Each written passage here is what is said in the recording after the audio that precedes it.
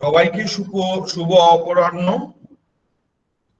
আজকে জাতীয় বিজ্ঞান দিবসে আমরা মৃণালিনী দত্ত মহাবিদ্যাপীঠের পক্ষ থেকে সবাইকে স্বাগত জানাচ্ছি। আমি সুমন চক্রবর্তী, মৃণালিনী দত্ত মহাবিদ্যাপীঠের নৃতত্ত্ব বিজ্ঞান বিভাগের অধ্যাপক, এবং আজকের অনুষ্ঠান, সেই অনুষ্ঠানের যে বিভিন্ন পর্যায়, সে পর্যায় নিয়ে আমরা আসব। এবং আমাদের আজকের অনুষ্ঠানটি পরিচালনা করবেন আমাদের অধ্যাপিকা ডক্টর প্রিয়দর্শিনী সেন। উনি ভূগোল বিভাগের। তো আমি প্রিয়দর্শিনীকে বলবো আমাদের অনুষ্ঠানটা এগিয়ে নিয়ে যেতে। ধন্যবাদ। ধন্যবাদ সুমন। আজকের দিনে দাঁড়িয়ে কিছু বলা মানে সত্যি আজকে আমাদের একটা বিশেষ দিন। আজকে আমাদের কলেজ, মৃণালিনী দত্ত মহাবিদ্যাপীঠ কলেজের এই যে জাতীয় বিজ্ঞান দিবস পালন করা, এটা আমরা প্রতি বছরই করে থাকি। আজকে হয়তো একটু অন্যরকম ভাবে আমরা করছি। আমাদের যে এখনকার সময় উপযোগী ভাবে আমরা অনলাইন মাধ্যমে করছি, এবং আমার আশা এবং আমার বিশ্বাস যে এটা প্রতি বছরের মতন এবছরও আমরা অত্যন্ত ভালোভাবে আমাদের স্টুডেন্টদের, আমাদের ছাত্রছাত্রী সবাইকে সঙ্গে নিয়ে দুদিন ব্যাপী এই অনুষ্ঠানটি আমরা খুব সুন্দর করে করতে পারবো। কুসংস্কারের অন্ধকার ভেঙে আমাদের আলোর দিকে এগিয়ে যেতে হবে, এই কথাটা বোধহয় আজকের দিনে অত্যন্ত প্রাসঙ্গিক। গত 1-1.5 বছর ধরে এই যে আমাদের নিরন্তর এই যে লড়াই, বেঁচে থাকার লড়াই, সব ক্ষেত্রেই বিজ্ঞানকে আমাদের মাথায় রেখে বিজ্ঞানের দিকে চেয়ে থাকতে হচ্ছে আমাদের। একটা প্রতিষেধক, একটা ওষুধ, এবং প্রত্যেকের ক্ষেত্রে আমাদের এই যে লড়াইটা বোধহয় বিজ্ঞানকে নিয়েই। তো এই বার্তা দিতেই আজকের এই জাতীয় বিজ্ঞান দিবস আমরা পালন করছি। এটা সিভি রামনের, বিজ্ঞানী ডক্টর সিভি রামনের রামন এফেক্টের আজকে দিনেই যে আবিষ্কার হয় 1928 সালে, এবং তাতে উনি 1930 সালে নোবেল প্রাইজ পান। এবং এই দিনটিকে স্মরণ করার আজকের দিনে অত্যন্ত প্রাসঙ্গিক, এবং সবার ক্ষেত্রেই আমাদের যারা আগামী প্রজন্ম, তাদের কাছে এই বার্তা দিতেই হবে যে বিজ্ঞান ছাড়া কিন্তু আমরা চলতে পারবো না, বিজ্ঞানকে আমাদের সঙ্গে রাখতে হবে। এইভাবেই আমরা আমাদের অনুষ্ঠানটা শুরু করলাম। ডক্টর সুমনের কথার রেশ ধরেই বলছি, আমরা এগিয়ে নিয়ে যাব। আপাতত আমি ডক্টর অরিন্দম মুখার্জিকে একটু বলবো, অনুরোধ করব, উনি আমাদের সায়েন্স ফোরামের কনভেনার। উনি যদি কিছু একটু আমাদের সম্বন্ধে আমাদের বলেন, এই ওনার এই প্রোগ্রাম সম্পর্কে যদি কিছু শেয়ার করেন। Thank you. ধন্যবাদ প্রিয়দর্শিনী ম্যাডাম। আমরা মৃণালিনী দত্ত মহাবিদ্যাপীঠের সায়েন্স ফোরামের পক্ষ থেকে আজকের যে জাতীয় বিজ্ঞান দিবস পালন উপলক্ষে এখানে উপস্থিত হয়েছি। সর্বপ্রথমে সকলকেই, যারা আজকে এই প্ল্যাটফর্মে আছে, স্টুডেন্ট এবং ইউজি পিজি স্টুডেন্ট, স্কুলের স্টুডেন্ট, মাস্টারমশাইরা এবং যারা আলোচক বা বক্তা, সকলকেই সাদর সম্বর্ধনা জানাই। আমরা প্রতি বছর এই দিনটা পালন করে থাকি অফলাইন মোডে। আমাদের বিভিন্ন ধরনের কম্পিটিটিভ এক্সামিন প্রতিযোগিতামূলক ব্যবস্থা থাকে ছাত্রছাত্রীদের নিয়ে, আমরা গতবারও করেছিলাম। এবং এই দিনটা একটা নির্দিষ্ট দিন, 28শে ফেব্রুয়ারি। কিন্তু এইবারে যেটা ম্যাডাম এক্ষুনি বলছিলেন যে করোনা পরিস্থিতিতে আমাদের অনলাইনে করতে হচ্ছে, আমরা তাও প্রোগ্রামটা 2 দিন ব্যাপী করব। আজকে প্রথম দিন দুটো বিশেষ আলোচনা আছে, সেটা পর হবে, এবং আগামীকাল 1 মার্চ সোমবার আমরা একটা আলোচনা রেখেছি, এবং তারপরে বেশিরভাগ অংশটা থাকবে আমাদের বিভিন্ন ল্যাবরেটরি বেসড বা সায়েন্স সাবজেক্টগুলোর শিক্ষক ছাত্রদের যৌথ উদ্যোগে একটা প্রেজেন্টেশন।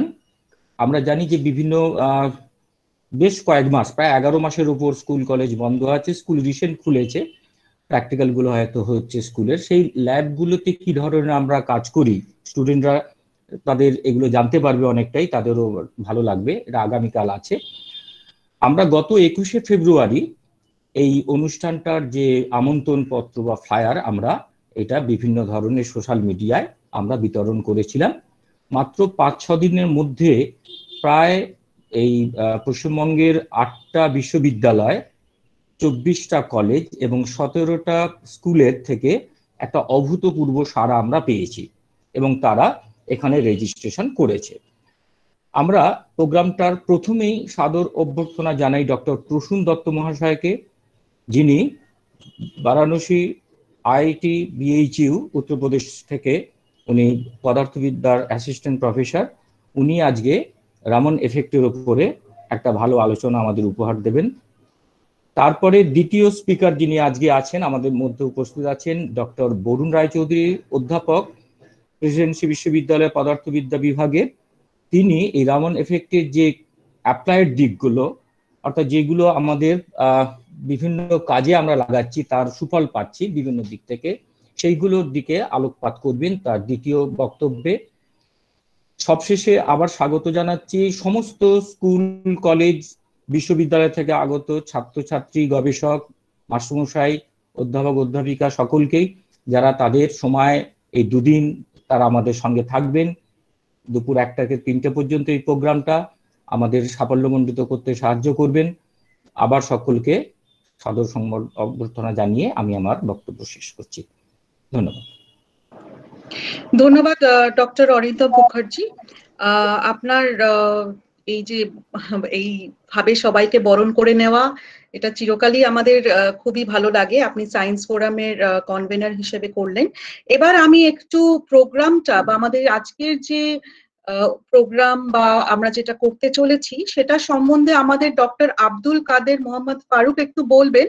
ওকে একটু আমি বলার জন্য অনুরোধ করছি। ফারুক, যদি তুমি থাকো একটু জয়েন করো আমাদের।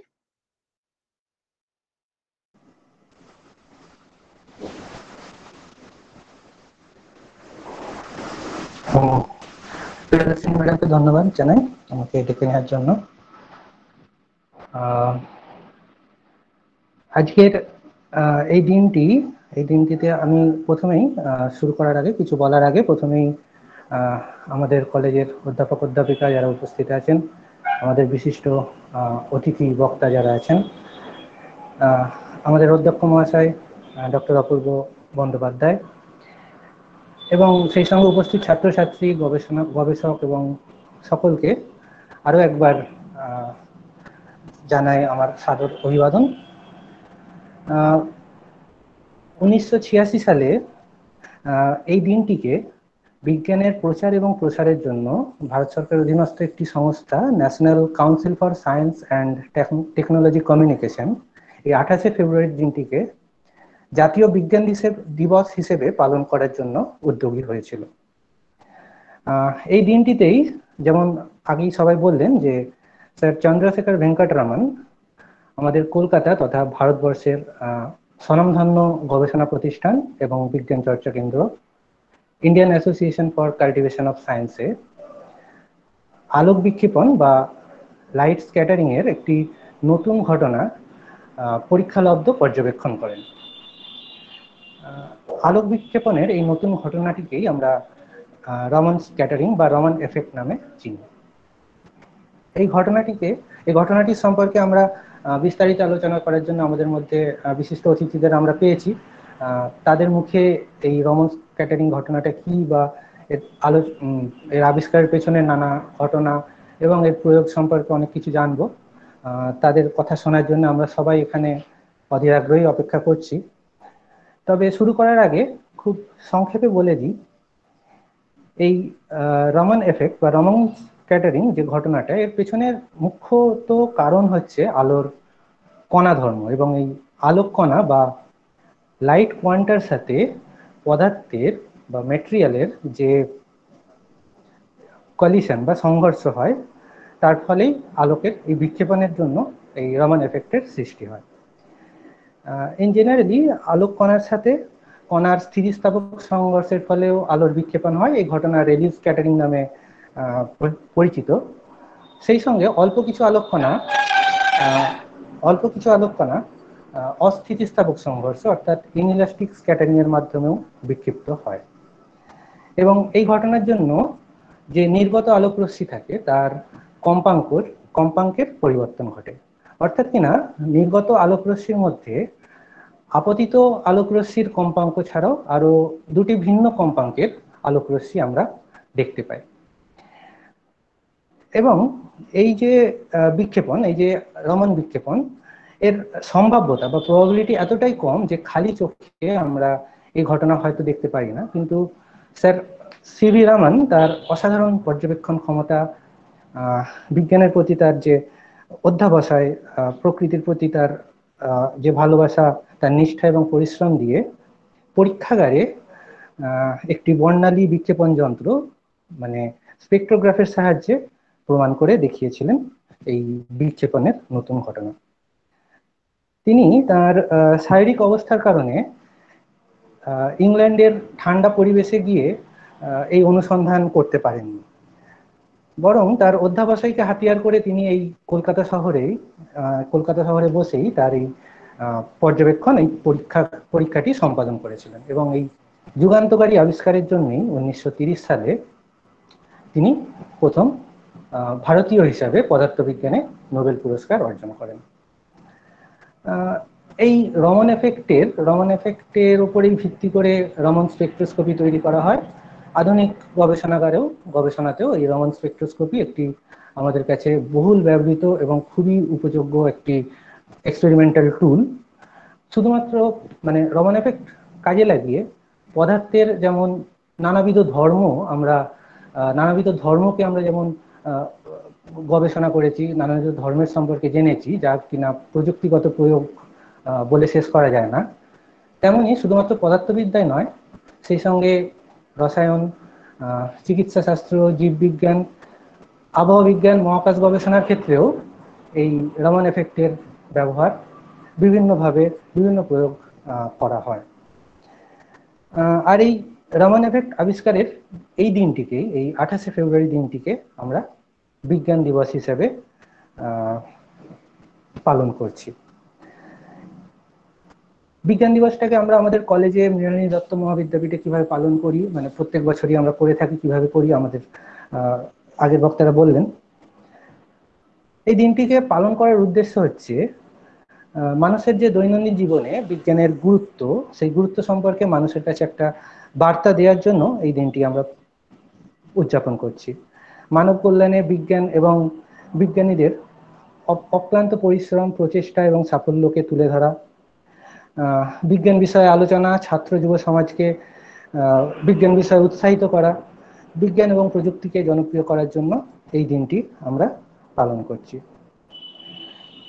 বিজ্ঞানের এই অগ্রগতি মানে শুধু যে প্রযুক্তির অগ্রগতি নয়, বিজ্ঞানের অগ্রগতি মানে আমাদের চিন্তা শক্তির অগ্রগতি, আমাদের পর্যবেক্ষণের বিকাশ, পর্যবেক্ষণ ক্ষমতার পরিপূর্ণ বিকাশ, মনন শক্তির বিকাশ। আর তাই হয়তো ছাত্র সমাজের পরিপূর্ণ এই বিকাশের জন্য মাতৃভাষায় বিজ্ঞান চর্চার গুরুত্ব অপরিসীম। কারণ আমরা আমাদের যে কল্পনা, আমাদের চিন্তা, সেটা আমরা মাতৃভাষার মাধ্যমেই করে থাকি।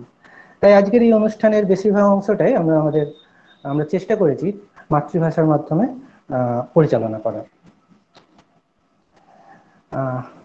আগেই আমরা শুনলাম যে এই বছরটা অন্যান্য বছরের থেকে একটু আলাদা, কারণ প্যান্ডেমিক বা অতিমারির কারণে যে কাছাকাছি বসে বা মুখোমুখি বসে যে আলোচনার পরিসর, সেটা হয়তো আজকের দিনে সেইভাবে তৈরি হয়নি।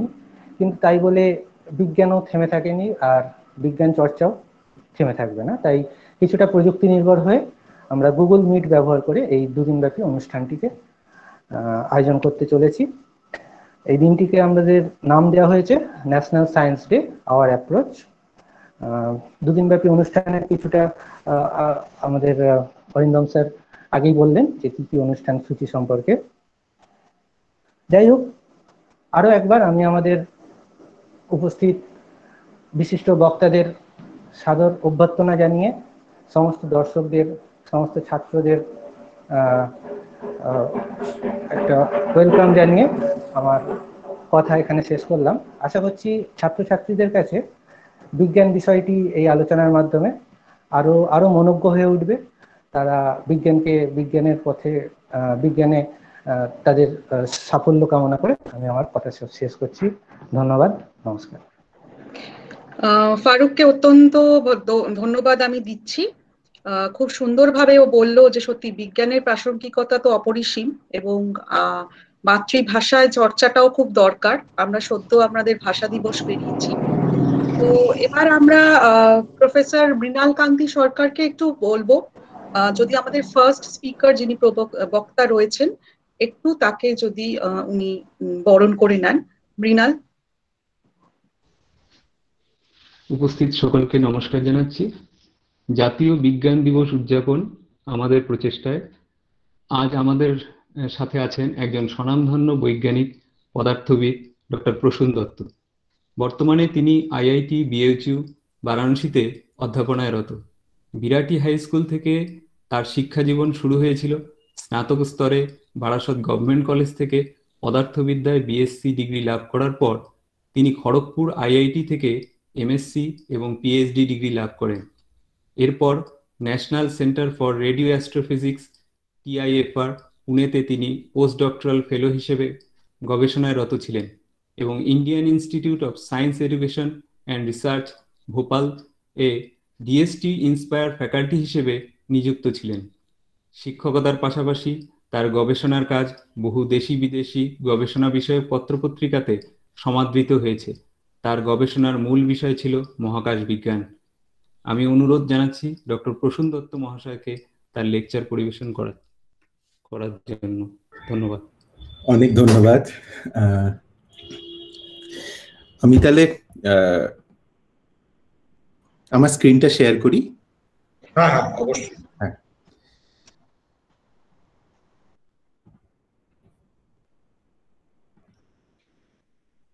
দেখা যাচ্ছে কি?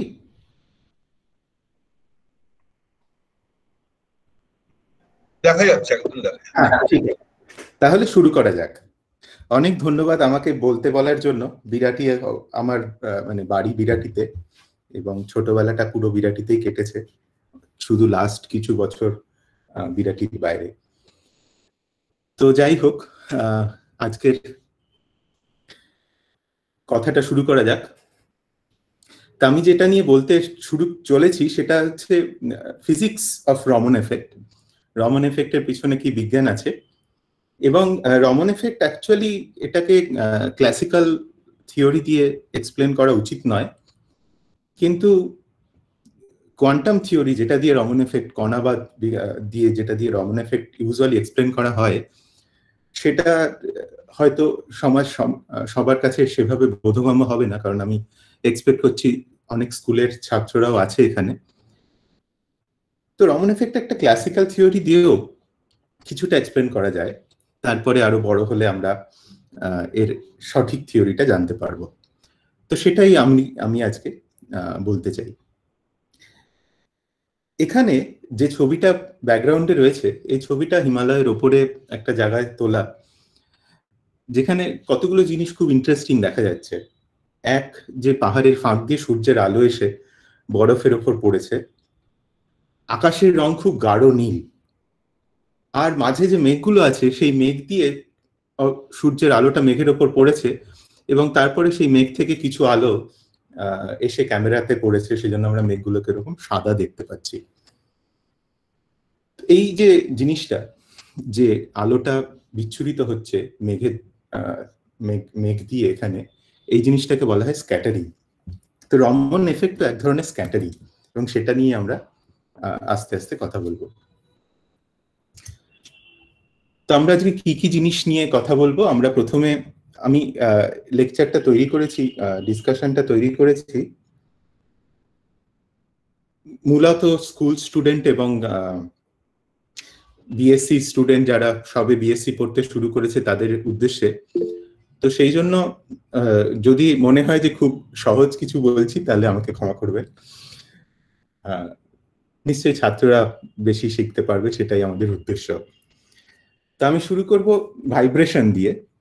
ভাইব্রেশন থেকে আমরা যাব ওয়েভসে, তারপর আমরা দেখব যে লাইট যেটা দিয়ে আমরা দেখি সেটাও এক ধরনের ওয়েভ। তারপরে লাইটের স্ক্যাটারিং জিনিসটা কি করে হয় সেটা কিছুটা বোঝার চেষ্টা করব, এবং তারপরে শেষে একদম আসবো রমন এফেক্ট নিয়ে।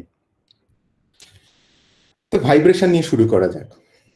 এখানে একটা কোনো কারণে আমি আমার কার্সারটাকে ইউজ করতে পারছি না। আমি জাস্ট ফুল স্ক্রিন থেকে বেরিয়ে যাচ্ছি, একটু দেখে বলুন যে মোটামুটি ঠিক কি দেখা যাচ্ছে, মানে এরকম। দেখা যাচ্ছে, দেখা যাচ্ছে।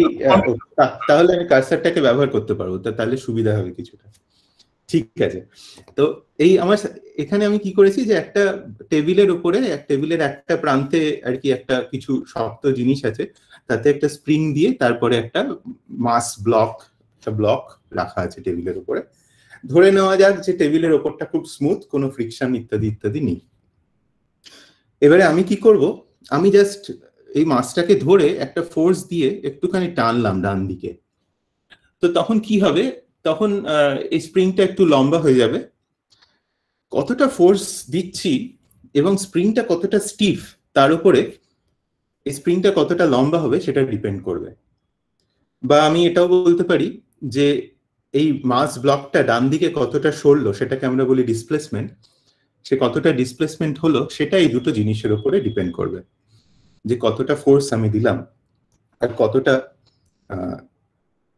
স্টিফ স্প্রিংটা। স্টিফনেস স্প্রিং এর যেটা, সেটাকে অনেক সময় একটা কোয়ান্টিফাই করা হয় স্প্রিং কনস্ট্যান্ট দিয়ে। এইবারে আমি কি করলাম যে আমি ওটাকে টেনে ধরে তারপরে সেটাকে ছেড়ে দিলাম। তখন কি হবে, তখন এই মাস ব্লকটা আস্তে আস্তে অসিলেট করতে থাকবে। এটাকে আমরা বলি ভাইব্রেশন বা অসিলেশন, যেখানে এই ব্লকটা একবার বাঁদিকে যাচ্ছে, একবার ডান দিকে যাচ্ছে, একবার বাঁদিকে যাচ্ছে, একবার ডান দিকে যাচ্ছে। এই ব্লকের পজিশনটা যদি আমি ব্লকটাকে না টেনে ছেড়ে রাখতাম, মানে কোনো ফোর্স না দিতাম, তাহলে এটাই যেখানে আমার 2 লেখা রয়েছে সেই বরাবর থাকতো। তার রেসপেক্টে এটা একবার বাম দিকে যাচ্ছে, একবার ডান দিকে যাচ্ছে। তো আমি যদি ওই ইনিশিয়াল পজিশন যেটা আমার 2 এর কাছাকাছি, তার রেসপেক্টে এটা কতটা মুভ করছে সেটা প্লট করতে চাই, সেটা আমি দেখতে চাই, তাহলে সেইটা একবার ডান দিকে একবার বাঁ দিকে, অনেক সময় সেটাকে এরকম করে গ্রাফে প্লট করা যায়, যে টাইমের সাথে সাথে ব্লকের পজিশনটা একবার পজিটিভ, একবার নেগেটিভ, একবার পজিটিভ, একবার নেগেটিভ, একবার পজিটিভ, একবার নেগেটিভ, এরকম। তো এটা হচ্ছে আমার অসিলেশন। অসিলেশনটাকে পিক্টোরিয়ালি এইভাবে রিপ্রেজেন্ট করা হয়। অসিলেশনটা এমন যে ব্লকটা একটা সার্টেন টাইম পর একটা সার্টেন পজিশনে ফিরে আসছে। কতটা সময় পরে এটা তার নিজের পজিশনে ফিরে আসে সেটাকে আমরা বলি টাইম পিরিয়ড। আর এটা কতটা অসিলেট করছে, ওর যে মিন পজিশন তার থেকে কতটা ডান দিকে বা বাঁদিকে যাচ্ছে সেটাকে আমরা বলি অ্যামপ্লিচিউড। আমরা এই গ্রাফটাকে আরেকভাবে দেখতে পারি। এখানে যেহেতু এটা ডান দিকে বাঁদিকে অসিলেট করছে, এই ধরনের অসিলেশনকে একটা নাম আছে, এটাকে বলা হয় সাইনোসয়েডাল অসিলেশন। কারণ এই যে কার্ভটা, এটাকে একটা সাইন ফাংশন দিয়ে রিপ্রেজেন্ট করা যায়। আমরা এভাবেও জিজ্ঞেস করতে পারি যে যদি আমি একটা সার্টেন টাইম ওয়েট করি, সে 2 সেকেন্ড ওয়েট করি, তাহলে কতবার এটা অসিলেট করবে। 2 সেকেন্ডে এই পার্টিকুলার যে প্লটটা করেছি সেটাতে দেখা যাবে যে এটা 4 বার অসিলেট করবে। তাহলে 1 সেকেন্ডে কতবার অসিলেট করবে না, 1 সেকেন্ডে এটা 2 বার অসিলেট করবে। পার সেকেন্ডে এটা কতবার অসিলেট করে, মানে একটা জায়গা থেকে শুরু করে আবার সেই জায়গাটাতে কতবার ফিরে আসে, সেটাকে বলা হয় ফ্রিকোয়েন্সি। সেটাকে টাইম পিরিয়ডটাকে আমি যেমন টি বলি, ফ্রিকোয়েন্সিটাকে সাধারণত গ্রিক একটা লেটার আছে নিউ, তাই দিয়ে রিপ্রেজেন্ট করা হয়। এবং একটু চিন্তা করলেই দেখা যাবে যে ফ্রিকোয়েন্সি যদি জানা থাকে তাহলে টাইম পিরিয়ডটা হচ্ছে তার ইনভার্স। ফ্রিকোয়েন্সি যদি 2 হয় তাহলে টাইম পিরিয়ডটা 0.5। সেটাই এখানে দেখা যাচ্ছে যে এখানে টাইম পিরিয়ডটা 0.5। আমি এই যে অসিলেশনটা হচ্ছে তার ফ্রিকোয়েন্সিটাও প্লট করতে পারি। আমি বলতে পারি যে কোন ফ্রিকোয়েন্সিতে এই অসিলেশনটা হচ্ছে, সেই জিনিসটাকে বলে স্পেকট্রা। স্পেকট্রা মানে যে এই ক্ষেত্রে, এই পার্টিকুলার অসিলেশনের ক্ষেত্রে ফ্রিকোয়েন্সি 2, যেটা ফ্রিকোয়েন্সির ইউনিট হচ্ছে হার্জ, 2 হার্জ ফ্রিকোয়েন্সিতে সবচেয়ে বেশি অসিলেশন হচ্ছে, অন্য কোথাও কোনো অসিলেশন হচ্ছে না। তো সেই জন্য টাইম পিরিয়ড আর ফ্রিকোয়েন্সি একটা অন্যটার ইনভার্সলি প্রপোর্শনাল এই ক্ষেত্রে দেখা যাচ্ছে। এই স্প্রিং যে এই যে সিস্টেমটা, এটাকে একটা স্প্রিং মাস সিস্টেম বলা হয়। এখানে একটা স্প্রিং আছে, একটা কিছু একটা মাস আছে, যে মাসটা অসিলেট করছে। এই স্প্রিংটা কতটা স্টিফ, বা যেটাকে আমরা বলছিলাম স্প্রিং কনস্ট্যান্ট, তার উপরে এই ফ্রিকোয়েন্সিটা ডিপেন্ড করে। মাসটার উপরেও ডিপেন্ড করে, কিন্তু স্প্রিং এর স্টিফনেসের উপরেও ডিপেন্ড করে। এটাকে আমরা বলি ক্যারেক্টারিস্টিক ফ্রিকোয়েন্সি। ইউজুয়ালি যে কোনো জিনিস আমি যদি দেখি, তার একটা ক্যারেক্টারিস্টিক ফ্রিকোয়েন্সি থাকে। যখন আমি একটা গিটার বাজাই, গিটারের স্ট্রিংটাকে একবার প্লাগ করি, তখন সেটা যে অসিলেট করে একটা সুন্দর আওয়াজ দেয়, সেটা তার ক্যারেক্টারিস্টিক ফ্রিকোয়েন্সির জন্য হয়। এইবারে দেখা যাক যে আমি একটুখানি চেঞ্জ করে দিই আমার যে এক্সপেরিমেন্টটা ছিল সেটাকে। আমার সেই স্প্রিং আছে, সেই মাসটা আছে, কিন্তু এবারে সেটাকে আমি একটা জলের কন্টেনারের মধ্যে লাগিয়ে রেখেছি। তো এটা জলের মধ্যে রয়েছে, আর এই জলের কন্টেনারের সাইডে একটা পিস্টন আছে। যে পিস্টনটাকে আমি ডান দিক দিয়ে ফোর্স করতে পারি। ফোর্স করলে কি হবে, ডান দিক দিয়ে পিস্টনটাকে আমি বাঁ দিকে ঠেলতে পারি বা আবার টেনে নিতে পারি। তো বারবার আমি এরকম করে, জাস্ট লাইক যেরকম করে যে অসিলেশনটা হচ্ছিল, সেরকম করে আমি একটা অসিলেটরি মোশন এই পিস্টনটাকে দিতে পারি। যদি পিস্টনটাকে একটা অসিলেটরি মোশন দিই, তাহলে কি হবে, জলটার উপরে একটা অসিলেশন, জলটাও ডান দিকে বাঁ দিকে যাওয়ার চেষ্টা করবে, এবং জলটা ইভেনচুয়ালি এই মাসের ব্লকটাকে ডান দিকে বাঁ দিকে যাওয়ার চেষ্টা করবে।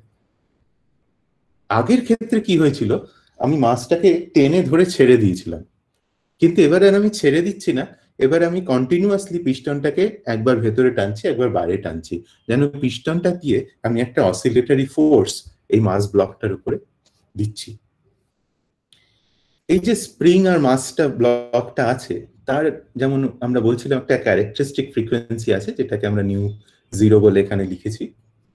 আর আমি যখন একটা বাইরে থেকে একটা ফোর্স দিচ্ছি, আমি হয়তো জানি না এর ক্যারেক্টারিস্টিক ফ্রিকোয়েন্সিটা কত, তো সেই জন্য আমি ওটাকে একটা সার্টেন ফ্রিকোয়েন্সিতে আমি এই ফোর্সটা দিচ্ছি, একবার ভেতরে টানছি, একবার বাইরে টানছি। ফ্রিকোয়েন্সি হচ্ছে কতবার পার সেকেন্ডে আমি ভেতরের থেকে বাইরের দিকে আনছি। এই ক্ষেত্রে কি হবে, এই ক্ষেত্রে যদি আমি সেম প্লটটা আবার দেখি টাইমের সঙ্গে অ্যাম্পলিটিউডের, যেটা আমরা আগের বার দেখছিলাম, প্রথমে এই মাস ব্লকটা তার ক্যারেক্টারিস্টিক ফ্রিকোয়েন্সিতে অসিলেট করতে চেষ্টা করবে, কিন্তু যেই আমি ফোর্সিংটা করতে থাকবো, বারবার পিস্টনটাকে বাইরে ভেতরে করতে থাকবো, একটা সময় পরে এটা ওই ফোর্সিং ফ্রিকোয়েন্সিতে, যেই ফ্রিকোয়েন্সিতে আমি পিস্টনটাকে বাইরে ভেতরে ঠেলছি, সেটাতে অসিলেট করতে শুরু করবে। তো এটার যদি আমি এবার স্পেকট্রাটা দেখি, যেহেতু প্রথমের পার্টটা খুব কম সময়ের জন্য হয়, সেই হেতু এটা স্পেকট্রাটা কিন্তু যেই ফ্রিকোয়েন্সিতে আমি এটা বাইরে থেকে ফোর্স করছি, সেই ফ্রিকোয়েন্সিতে এর স্পেকট্রাটা আসবে। তো এক্ষেত্রে আমি ওটা 2.4 হার্টজে করছি, তো সেই জন্য 2.4 হার্টজে আমি এই প্লটটাতে একটা পিকের মতন দেখতে পাবো। আরো একটা ইন্টারেস্টিং জিনিস আছে এখানে, সেটা হলো যে এই যে দুটো ফ্রিকোয়েন্সির মধ্যে যে ডিফারেন্স, নিউ জিরো আর নিউ এর মধ্যে, সেই ডিফারেন্সটার উপরে এই ফাইনালি এটা কত অ্যাম্পলিটিউডে অসিলেট করবে সেটা ডিপেন্ড করবে। যদি ডিফারেন্সটা জিরো হয়, তাহলে এর অ্যাম্পলিটিউডটা সবচেয়ে বেশি হবে, আর জিরোর থেকে যদি বেশি হয় বা কম হয়, তাহলে এর অ্যাম্পলিটিউডটা কমে যাবে। সেটাই এখানে প্লট করা হয়েছে। এই যে ভার্টিক্যাল কালো লাইনটা রয়েছে, এটা হচ্ছে নিউ জিরো ফ্রিকোয়েন্সি, আর এক্স অ্যাক্সিসে আমি কি করছি, আমি যে ফোর্সিং করছি যেটা দিয়ে, সেই ফোর্সিং ফ্রিকোয়েন্সিটা আমি চেঞ্জ করছি। তো যেই ফোর্সিং ফ্রিকোয়েন্সিটা নিউ জিরোর সঙ্গে ম্যাচ করছে, সেই আমি দেখছি যে সেখানে সবচেয়ে বেশি অসিলেশনের অ্যাম্পলিটিউড হচ্ছে। ওয়াই অ্যাক্সিসে আমি অ্যাম্পলিটিউডটা প্লট করেছি, অন্য ফ্রিকোয়েন্সিতে অ্যাম্পলিটিউডটা কম। তো এই ধরনের ভাইব্রেশনকে বলা হয় ফোর্সড ভাইব্রেশন। আর এই যে এই ফ্রিকোয়েন্সিতে সবচাইতে বেশি ভাইব্রেশন হয়, তার মানে আমি যে এনার্জিটা দিচ্ছি এই পিস্টনটা দিয়ে সেই এনার্জিটা সবচেয়ে বেশি এই মাস ব্লকটাতে ট্রান্সফার হচ্ছে, সেই ফ্রিকোয়েন্সিটাকে বলে রেজোনেন্স ফ্রিকোয়েন্সি। তাহলে আমরা এটাতে কি কি জানলাম? এই যে অ্যাম্পলিটিউডটা, সেই অ্যাম্পলিটিউডটা ডিপেন্ড করে অ্যাপ্লাইড ফোর্সটার উপরে। সেটা কারণ বেশ কিছুটা অবভিয়াস, যদি আমি খুব জোরে ফোর্সটা দিই তাহলে অ্যাম্পলিটিউডটা বেশি হবে, মাসটা বেশি জোরে অসিলেট করবে। এটা কিন্তু স্প্রিংটা কতটা স্টিফ তার উপরেও ডিপেন্ড করবে, যেমন আগের বার করছিল, এবং এই রেজোনেন্সটার জন্য এটা ডিপেন্ড করবে নিউ আর নিউ নটের ডিফারেন্সের উপরে। নিউ আর নিউ নটের ডিফারেন্স 0 হলে সবচেয়ে বেশি অসিলেশন হবে। তো এই হলো ভাইব্রেশন বা অসিলেশন। এবারে আমরা একটু দেখি ওয়েভস। ওয়েভস হচ্ছে, আমরা যখন অসিলেশন দেখলাম বা ভাইব্রেশন দেখলাম, এই মাসটা টাইমের সাথে সাথে তার পজিশন চেঞ্জ করছে, একবার ডান দিকে যাচ্ছে একবার বাঁ দিকে যাচ্ছে, তাহলে এটা অসিলেশন ইজ ইন টাইম। কিন্তু ওয়েভ হচ্ছে oscillation in both time and space, এবং এটা একটা ভেলোসিটিতে ট্রাভেল করে। এখানে আমি, আচ্ছা দুটো একসাথে চলছে না, ইট ইজ ওকে। এখানে একটা ওয়েভকে দেখানো হয়েছে যে এক্স, এখানে যেটা হরাইজন্টাল অ্যাক্সিস সেটা হচ্ছে পজিশন। তো পজিশনের সাথে সাথে দেখা যাচ্ছে যে এই সাদা কালো জিনিসগুলো ডান দিকে শিফট করছে। এই সাদা কালো জিনিসগুলো কি? সাদাটা যেখানে, সেখানে ধরা যেতে পারে যে মাস ব্লকটা ডান দিকে মুভ করছে, আর কালো যেখানটা সেখানে মাস ব্লকটা বাঁ দিকে মুভ করছে। আমি যদি নিচের ছবিটা দেখি তাহলে আরো স্পষ্ট হবে, যেখানে আমরা সেই অসিলেশনটাই আবার দেখছি, কিন্তু এবারে অসিলেশনটা যেন ডান দিকে সরতে সরতে যাচ্ছে। এবং এই অসিলেশনটার, এই ছবিটার এক হরাইজন্টাল অ্যাক্সিস যেটা, সেটা পজিশন। তার মানে আমি যদি বলি যেখানে অসিলেশনের অ্যাম্পলিটিউডটা ম্যাক্সিমাম, সেটা কিন্তু ডান দিকে সরতে সরতে যাচ্ছে।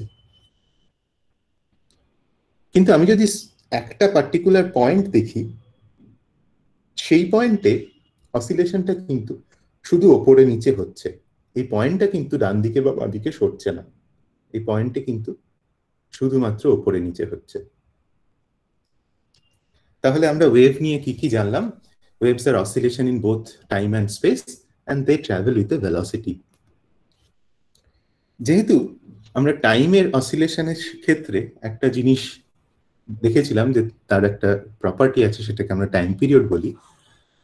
সিমিলারলি স্পেসে যে অসিলেশনটা দেখা যাচ্ছে ওয়েভের, তার জন্য সিমিলারলি আরেকটা জিনিস আছে টাইম পিরিয়ডের মতন, সেটাকে আমরা ওয়েভ লেন্থ বলি। এক্ষেত্রে ওয়েভলেন্থটা হলো সবচেয়ে বেশি যে অ্যাম্পলিটিউড, যেখানে দুটো সাকসেসিভ পজিশনের মধ্যে, তো এক্স এর একটা ভ্যালু আছে এই এই পজিশনে, এন্ড এক্স এর আরেকটা ভ্যালু আছে এই পজিশনে, কিন্তু এই দুটো পজিশনে ওয়েভের অ্যাম্পলিটিউডটা সেম। এই দুটোর মধ্যে যে লেন্থ, ডিস্টেন্স, সেটাকে আমরা বলি ওয়েভলেন্থ। এবং এটা দেখানো যায় যে এই ওয়েভের একটা ফ্রিকোয়েন্সি আছে because it's an oscillation in time, একটা ওয়েভলেন্থ আছে because it's an oscillation in space. এই দুটোকে গুণ করলে যে জিনিসটা পাওয়া যায় সেটা হচ্ছে ওয়েভের ভেলোসিটি, যেই ভেলোসিটিতে এই ওয়েভটা ডান দিকে মুভ করছে। নাও কি কি ওয়েভ তো আমরা দেখলাম, অসিলেশন দেখলাম, কিন্তু ওয়েভের ক্ষেত্রে আমরা বলিনি যে কোন জিনিসটা অ্যাকচুয়ালি ওয়েভ, ফিজিক্যালি কোন জিনিসটা ওয়েভ হিসেবে হয়। আমি যে কথাটা বলছি, এই কথাটা হচ্ছে সাউন্ড ওয়েভ। যখন আমি কথা বলছি তখন আমার ভোকাল কর্ড থেকে একটা ডেনসিটি ডিস্টারবেন্স তৈরি হচ্ছে এয়ারের মধ্যে। এয়ারের ডেনসিটিটা পিরিয়ডিক্যালি চেঞ্জ করছে, যেমন অসিলেশন আমরা দেখছিলাম সেরকম। সেটা ট্রাভেল করছে করে মাইক্রোফোনে গিয়ে পড়ছে, মাইক্রোফোনে গিয়ে কিন্তু সেটা একটা মেকানিক্যাল ভাইব্রেশনে ট্রান্সফার হয়ে যাচ্ছে। তারপরে সেই মেকানিক্যাল ভাইব্রেশনটা একটা ইলেকট্রোম্যাগনেটিক ওয়েভে ট্রান্সফার হচ্ছে, যে ইলেকট্রোম্যাগনেটিক ওয়েভটা থ্রু ইন্টারনেট তোমাদের কাছে গিয়ে পৌঁছচ্ছে। এবং আবার ঠিক উল্টো জিনিসটা হচ্ছে, ওখানে একটা স্পিকার আছে যেখানে গিয়ে ওটা মেকানিক্যাল ভাইব্রেশনে ট্রান্সফার হচ্ছে, তারপর আবার ওটা সাউন্ডে ট্রান্সফার হচ্ছে। তো এই সাউন্ড ওয়েভ বা ইলেকট্রোম্যাগনেটিক ওয়েভ, এইগুলো হচ্ছে ওয়েভের এক্সাম্পল। ইলেকট্রোম্যাগনেটিক ওয়েভ একটা তো আমরা বললাম, যেটা দিয়ে তরঙ্গটা যাচ্ছে, বেতার তরঙ্গ। লাইট যেটা আমরা দেখি চোখে, যার জন্য আমরা চোখে দেখতে পাই, সেটাও একটা ইলেকট্রোম্যাগনেটিক ওয়েভ। যখন স্প্রিং এর ভাইব্রেশনটা দেখছিলাম, সেখানে স্প্রিং মাসের পজিশনটা ডান দিকে বাঁ দিকে চেঞ্জ হচ্ছিল।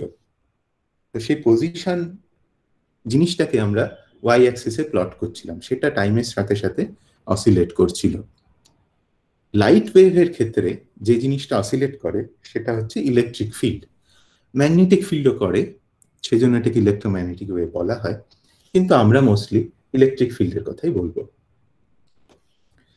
ইলেকট্রিক ফিল্ড জিনিসটা কি একটু রিক্যাপিচুলেট করে নেওয়া যাক। আমার কাছে যদি একটা চার্জ থাকে, পজিটিভ চার্জ রাখা আছে এখানে, যদি এখানে আমি একটা নেগেটিভ চার্জ রাখি, আমরা জানি কুলম্ব ফোর্স এর জন্য এই নেগেটিভ চার্জে পজিটিভ চার্জের দিকে একটা অ্যাট্রাকশন ফিল করবে, এবং এই অ্যাট্রাকশনের ডাইরেকশনটা হবে এদিকে, এবং অ্যাট্রাকশনের একটা কুলম্ব ল দিয়ে আমরা লিখতে পারি কতটা অ্যাট্রাকশন হবে। এই অ্যাট্রাকশন পার ইউনিট নেগেটিভ চার্জটাকে আমরা বলি ইলেকট্রিক ফিল্ড। যদি আমরা এখানে একটা 1 ইউনিট নেগেটিভ চার্জ রাখি, তাহলে যে জিনিসটা পাবো, যে অ্যাট্রাকশনটা পাবো, সেটা হচ্ছে ইলেকট্রিক ফিল্ড। যদি আমি চার্জটা এখানে রাখি, চার্জের অন্য একটা ভ্যালু হয়, তাহলে আমি যদি চার্জটা এখানে রাখি, তাহলে ইলেকট্রিক ফিল্ডটা কিন্তু একটা অন্য ডাইরেকশনে হবে। চার্জের ডিস্টেন্সটা যদি আমি চেঞ্জ করি এই পজিটিভ চার্জের জন্য, আমি জানি যে কুলম্বস ল 1/r এর সাথে ডিস্টেন্সের সাথে ভ্যারি করে, আর ডিস্টেন্সের স্কোয়ারের সাথে। তো সেই জন্য ইলেকট্রিক ফিল্ডের ভ্যালুটা আলাদা হবে।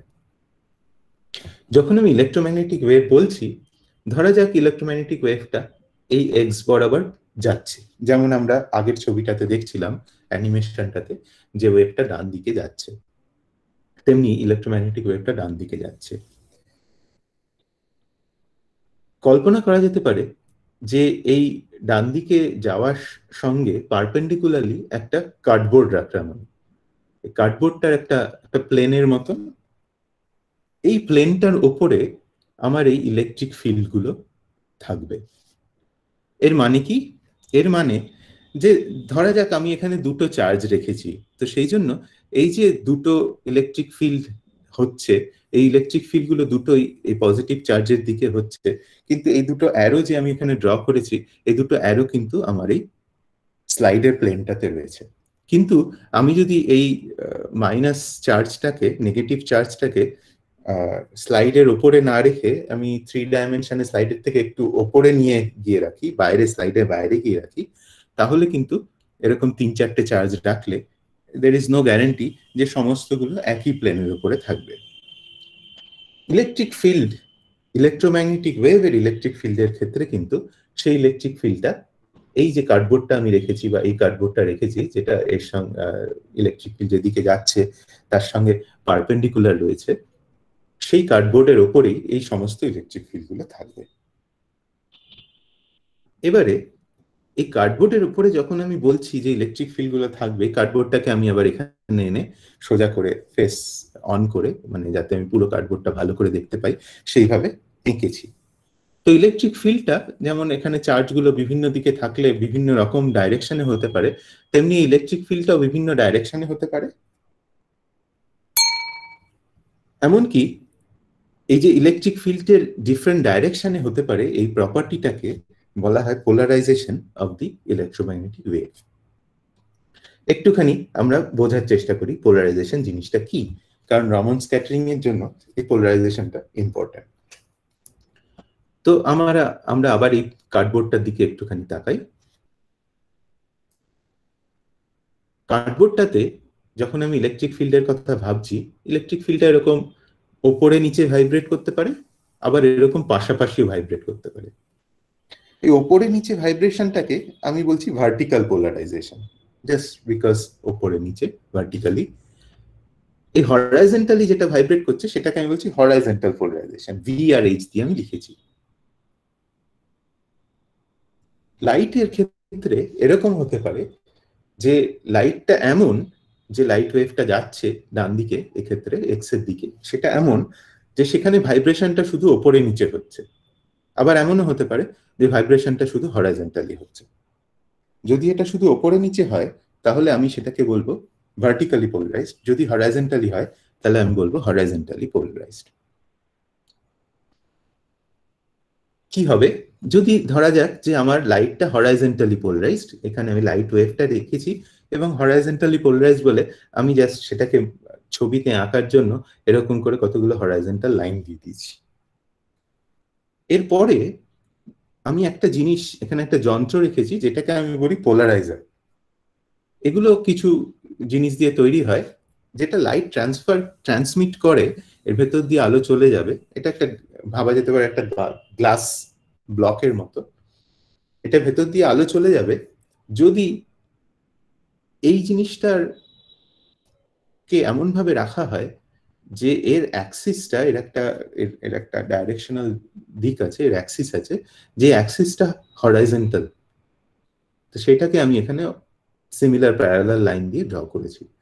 তাহলে আমি ডান দিকে লাইট দেখতে পাবো। এটাকে যদি আমি 90 ডিগ্রি ঘুরিয়ে দিই তাহলে এর অ্যাক্সিস গুলো ভার্টিক্যাল হয়ে যাবে, তখন আর আমি ডান দিকে কোনো লাইট দেখতে পাবো না। ইনফ্যাক্ট আমরা সবাই এখন, আমি আশা করতে পারি যে আমরা সবাই এখন একটা এলসিডি স্ক্রিনের দিকে তাকিয়ে আছি। এই যে এলসিডি স্ক্রিন থেকে যে লাইটটা বেরিয়ে আসছে সেটা কিন্তু পোলারাইজড লাইট, এবং সেইটাই আমি এখানে ছবিতে দেখানোর চেষ্টা করেছি যে আমার স্ক্রিনটাতে আমি আমার পোলারাইজ সানগ্লাসটা নিয়ে সানগ্লাসের থ্রু দিয়ে স্ক্রিনটা দেখছি, যেখানে এই ভার্টিক্যাল হরাইজন যেখানে ওই অসিলেশনটা ছিল, এবং এক্ষেত্রে কিন্তু লাইটটা পাস করছে, আমি সানগ্লাসের থ্রু দিয়ে দেখতে পাচ্ছি। যেই সানগ্লাসটাকে 90 ডিগ্রি ঘুরিয়ে দিলাম তখন কিন্তু সব কালো হয়ে গেল। এই প্রপার্টিটাকে বলে পোলারাইজেশন অফ লাইট। যদি লাইট পোলারাইজড হয় তাহলে আমি এরকম একটা পোলারাইজার ইউজ করে সেটাকে দেখতে পারি। এবারে প্রশ্ন করা যাক যে লাইট কি করে তৈরি হয়। লাইট তৈরি হয় এইভাবে। ধরা যাক আমি যখন প্রথমে একটা মাস ব্লককে অসিলেট করছিলাম, একটা মাস ব্লককে অসিলেট না করে আমি একটা চার্জকে অসিলেট করাই। একটা চার্জ এরকম করে ওপর নিচে করছে, একবার উপরে যাচ্ছে একবার নিচে যাচ্ছে, একবার উপরে যাচ্ছে একবার নিচে যাচ্ছে। কোন একটা সময়ে এই চার্জটা ওর যে মিন যে 0 x = 0 তার থেকে একটা ডিস্টেন্সে আছে, যেটাকে আমরা অ্যামপ্লিটিউড বলেছি। তো সেই মুহূর্তে আমরা একটা নতুন জিনিস ডিফাইন করি, সেটাকে আমরা ডাইপোল মোমেন্ট বলি। এই চার্জটার এই যে সিস্টেমটা এর একটা ডাইপোল মোমেন্ট আছে, সেটা হচ্ছে ডিস্টেন্স টাইমস যে চার্জটা আছে সেই চার্জটা। এরকম যদি অনেকগুলো চার্জ থাকে যেগুলো বিভিন্ন ডিস্টেন্সে রয়েছে, তাহলে তার ডাইপোল মোমেন্ট বের করার জন্য আমাকে শুধু ইন্ডিভিজুয়াল ডাইপোল মোমেন্ট গুলোকে যোগ করে যেতে হবে। এবং তোমরা যারা জানো ভেক্টর, ডাইপোল মোমেন্ট একটা ভেক্টর, তো সেই ক্ষেত্রে ডিসপ্লেসমেন্ট গুলো বিভিন্ন দিকে হলে আমাকে একটা ভেক্টর অ্যাডিশন করতে হবে। ক্লাসিক্যাল থিওরি অফ লাইট বলে যে এই যে চার্জটা উপর নিচে করছে তার জন্য এর যে ডিটা চেঞ্জ হচ্ছে, তার জন্য এই যে ডাইপোল মোমেন্টটা চেঞ্জ হচ্ছে। এরকম করে যদি একটা ডাইপোল অসিলেট করে তাহলে সেই oscillatory dipole gives light, that produces light, এবং সেই লাইটের যে ফ্রিকোয়েন্সি হবে সেটাই ডাইপোলের অসিলেশনের ফ্রিকোয়েন্সির সঙ্গে সমান হবে। এটাই হচ্ছে লাইট জেনারেশনের mechanism in classical theory of light. তাহলে আমরা এখনো পর্যন্ত কি কি ডিসকাস করলাম? যে অসিলেটরস আছে যেগুলো স্প্রিং মাস সিস্টেম বলছিলাম, সেগুলোর একটা ক্যারেক্টারিস্টিক ফ্রিকোয়েন্সি আছে। আমরা ফোর্সড অসিলেশন দেখলাম যার অ্যামপ্লিটিউডটা ডিপেন্ড করে ওই ক্যারেক্টারিস্টিক ফ্রিকোয়েন্সির উপরে এবং কতটা এক্সটার্নাল ফোর্স আমরা অ্যাপ্লাই করেছি তার উপরে। আমরা দেখলাম যে লাইট একটা ওয়েভ, লাইটের একটা কালার আছে, colour of the light is nothing but the frequency of the light, আর পোলারাইজেশন আছে, এগুলো লাইটের প্রপার্টি। আর আমরা দেখলাম যে অসিলেটরি ডাইপোল লাইট রেডিয়েট করে, emitted light has the same frequency as that of the dipole. Dipole যে ফ্রিকোয়েন্সিতে অসিলেট করবে লাইটটারও সেই ফ্রিকোয়েন্সি আছে। এইবারে আমরা আসি স্ক্যাটারিং এ। এখানে আমি দুটো ছবি দেখাচ্ছি। ডান দিকের ছবিটা হচ্ছে আমার কফি কাপ। সেই কফি কাপে বাইরে থেকে সূর্যের আলো এসে পড়েছে, কাপ থেকে যে ধোঁয়াটা বেরোচ্ছে সেই ধোঁয়াটাকে আমি কিন্তু সুন্দর এরকম দেখতে পাচ্ছি। আলোটাকে আমি দেখতে পাচ্ছি না, আলোটা যখন ধোঁয়ার উপরে পড়ছে ধোঁয়ার পার্টিকেল গুলো দিয়ে আলোটা বিচ্ছুরিত হয়ে আমার দিকে আসছে, সেইটাকে আমি দেখতে পাচ্ছি। বাঁদিকের ছবিটা একটা নেবুলা, এটা অরায়ন বা অরায়ন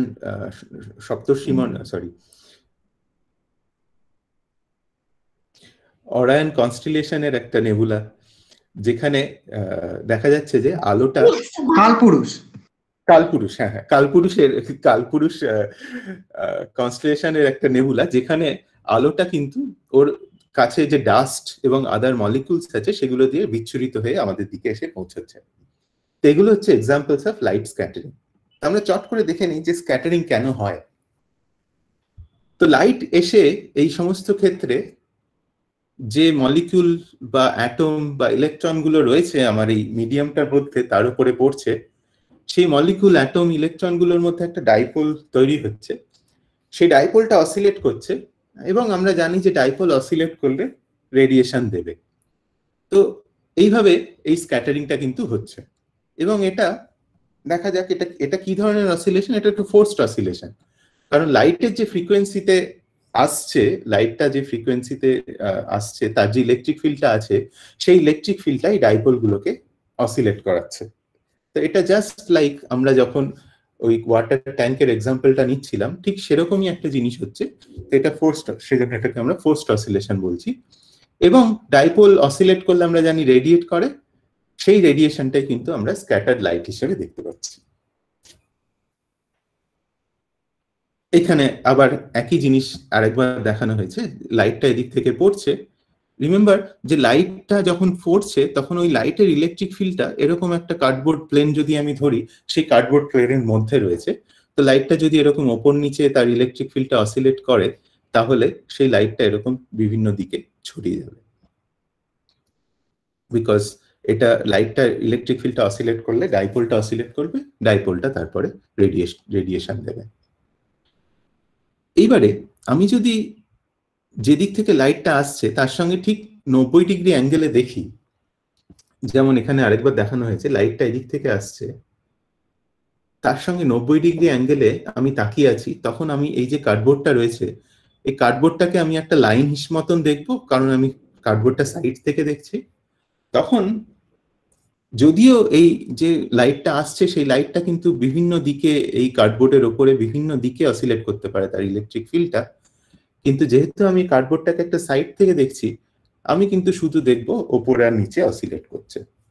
ভাবা যেতে পারে যে একটা ফ্যান রয়েছে, ফ্যানটা ঘুরছে, ফ্যানটাকে যদি আমি একেবারে ফ্যানের ওপরে গিয়ে ব্লেডের পাশ থেকে দেখি তাহলে কিন্তু আমি শুধু দেখবো যে ফ্যানের বিভিন্ন দিকটা কখনো আমার দিকে আসছে, কখনো আমার থেকে দূরে চলে যাচ্ছে। আমি কিন্তু ওটাকে সার্কুলার ইয়েতে ঘুরতে দেখবো না। তো যেহেতু ইলেকট্রিক ফিল্ডটা শুধু ওপর নিচে অসিলেট করছে, আমি যখন এই 90 ডিগ্রি অ্যাঙ্গেলে দেখব তখন কিন্তু শুধু ওপর নিচে অসিলেট করা ইলেকট্রিক ফিল্ডটাই আমাকে নতুন যে লাইট সেটা তৈরি করবে, সেই জন্য সেই লাইটটা পোলারাইজড হবে, এর মধ্যে কোনো হরাইজন্টাল কম্পোনেন্ট থাকবে না। মনে আছে যে আমরা ভার্টিক্যাল আর হরাইজন্টাল কম্পোনেন্ট বলেছিলাম, এক্ষেত্রে শুধু ভার্টিক্যাল কম্পোনেন্টই থাকবে, হরাইজন্টাল কম্পোনেন্ট আর থাকবে না। তো এটা এই ক্ষেত্রে 90 ডিগ্রি অ্যাঙ্গেলে আমরা কিন্তু পোলারাইজড লাইট দেখব। এই ধরনের এই যে স্ক্যাটারিং অফ লাইট, এটা প্রথম এটা নিয়ে গবেষণা করেছিলেন এবং এটার থিওরি দিয়েছিলেন জন উইলিয়াম স্টার্ট, যিনি র্যালে বলে ইংল্যান্ডের একটা জায়গার লর্ড ছিলেন। তো আমরা তাকে লর্ড র্যালে বলে জানি, তো এটাকে রেলে স্ক্যাটারিং বলা হয়। রেলে স্ক্যাটারিং উনি আরো বেশি করে এটাকে এক্সপ্লেন করেছিলেন যে কতটা স্ক্যাটারিং হবে তার যে ইন্টেন্সিটিটা বা অ্যাম্পলিটিউডটা সেটা ডিপেন্ড করে ফ্রিকোয়েন্সি টু দি পাওয়ার 4 এর উপরে। তার মানে কি? তার মানে যে লাইটটার যদি লাইটের ফ্রিকোয়েন্সিটা দ্বিগুণ হয় তাহলে এই স্ক্যাটারিংটা 16 গুণ বেশি হবে। এটা যে স্ক্যাটারার গুলো রয়েছে এখানে, যে অ্যাটম বা মলিকিউল বা ইলেকট্রন গুলো রয়েছে, যেটা ডাইপোলটা তৈরি হচ্ছে, যে ডাইপোলটা স্ক্যাটারিংটা করছে, সেই স্ক্যাটারারের সাইজের উপরেও ডিপেন্ড করে, এবং সেই সাইজটার 2⁶ উপরে ডিপেন্ড করে। তার মানেটা হচ্ছে যদি আমি ওটাকে দ্বিগুণ করি তাহলে ওটা 2⁶ 64 গুণ হয়ে যাবে। এবং এই ধরনের স্ক্যাটারিং তখনই হয় যখন লাইটের ওয়েভলেন্থ টা এই স্ক্যাটারারের সাইজের থেকে ছোট। এই স্ক্যাটারিং এর এফেক্ট আমরা খুব ভালো করেই জানি, এই জন্যই আমাদের আকাশের রং নীল। সান থেকে, ধরা যাক এটা সান, এটা আমি এখানে নিচে আর্থের উপরে দাঁড়িয়ে আছি, এখান থেকে লাল আর নীল দু রকমের আলো আসছে, অনেক আরো বর্ণালী আসছে, শুধু আমি লাল আর নীল নিয়েছি কারণ লালের ফ্রিকোয়েন্সি সবচেয়ে কম আর নীলের ফ্রিকোয়েন্সি সবচেয়ে বেশি আমরা যা দেখতে পাই তার মধ্যে। স্ক্যাটারারটা যদি এখানে থাকে তাহলে আমরা জানি যে যার ফ্রিকোয়েন্সি কম সে কম স্ক্যাটার করবে, তো সেই লাইটটা অলমোস্ট পাস করে যাবে। কিন্তু যার ফ্রিকোয়েন্সি বেশি সে বেশি স্ক্যাটার করবে, তো সে বিভিন্ন দিকে ছড়িয়ে পড়বে। তো আমি যখন তাকে এপাশ থেকে দেখব তখন আমি এই দিকে তাকালে, আমি যেখানে দাঁড়িয়ে আছি সেখান থেকে সূর্যের সঙ্গে কিছুটা ডিস্টেন্সে 90 ডিগ্রি অ্যাঙ্গেল এখানে দেখানো হয়েছে, তাকালে পরে কিন্তু আমি দেখব যে নীল রংটাই আমি দেখতে পাবো, কারণ নীল রংটা আমার কাছে এসে পৌঁছেছে। অন দি আদার হ্যান্ড, যখন সূর্য অস্ত যাচ্ছে তখন যখন আমরা সূর্যের দিকে তাকাই তখন কি হচ্ছে না, তখন সূর্যের আলোতে আবার লাল আর নীল দুটো আলোই রয়েছে, দুটোই আসছে। স্ক্যাটারার কি করছে, নীল আলোটাকে সব দিকে ছড়িয়ে দিচ্ছে, শুধু লাল আলোটা আমার কাছে এসে পৌঁছচ্ছে। সেই জন্য আমরা দেখি যখন সূর্য অস্ত যায় সূর্যের রং লালচে হয়ে যায়, আর যখন আকাশের দিকে তাকাই আকাশের রং নীল, গাঢ় নীল হয়। এখন এই ছবিটা তোলা কিন্তু একটা প্লেন থেকে, যেখানে আমি অলরেডি খুব হাই অ্যাটমসফিয়ারে রয়েছি, সেখানে রংটা কিন্তু আরো গাঢ় নীল। আমি নিচের দিকে তাকালে কিন্তু অতটা নীল দেখছি না। এই হলো রেলে স্ক্যাটারিং, এবং রেলে স্ক্যাটারিং দিয়ে আকাশের রং যে কেন গাঢ় নীল সেটা রেলে এক্সপ্লেন করেছিল। রেলে এটাও বলেছিল যে আমরা জানি যে জলের রঙও আমরা গাঢ় নীল দেখি। রেলে ভেবেছিল যে জলের রং গাঢ় নীল হয় তার কারণ যে আকাশের রংটা জলে রিফ্লেক্ট করে, সেই রিফ্লেক্টেড আলোটা আমরা দেখি বলে জলের রং গাঢ় নীল হয়।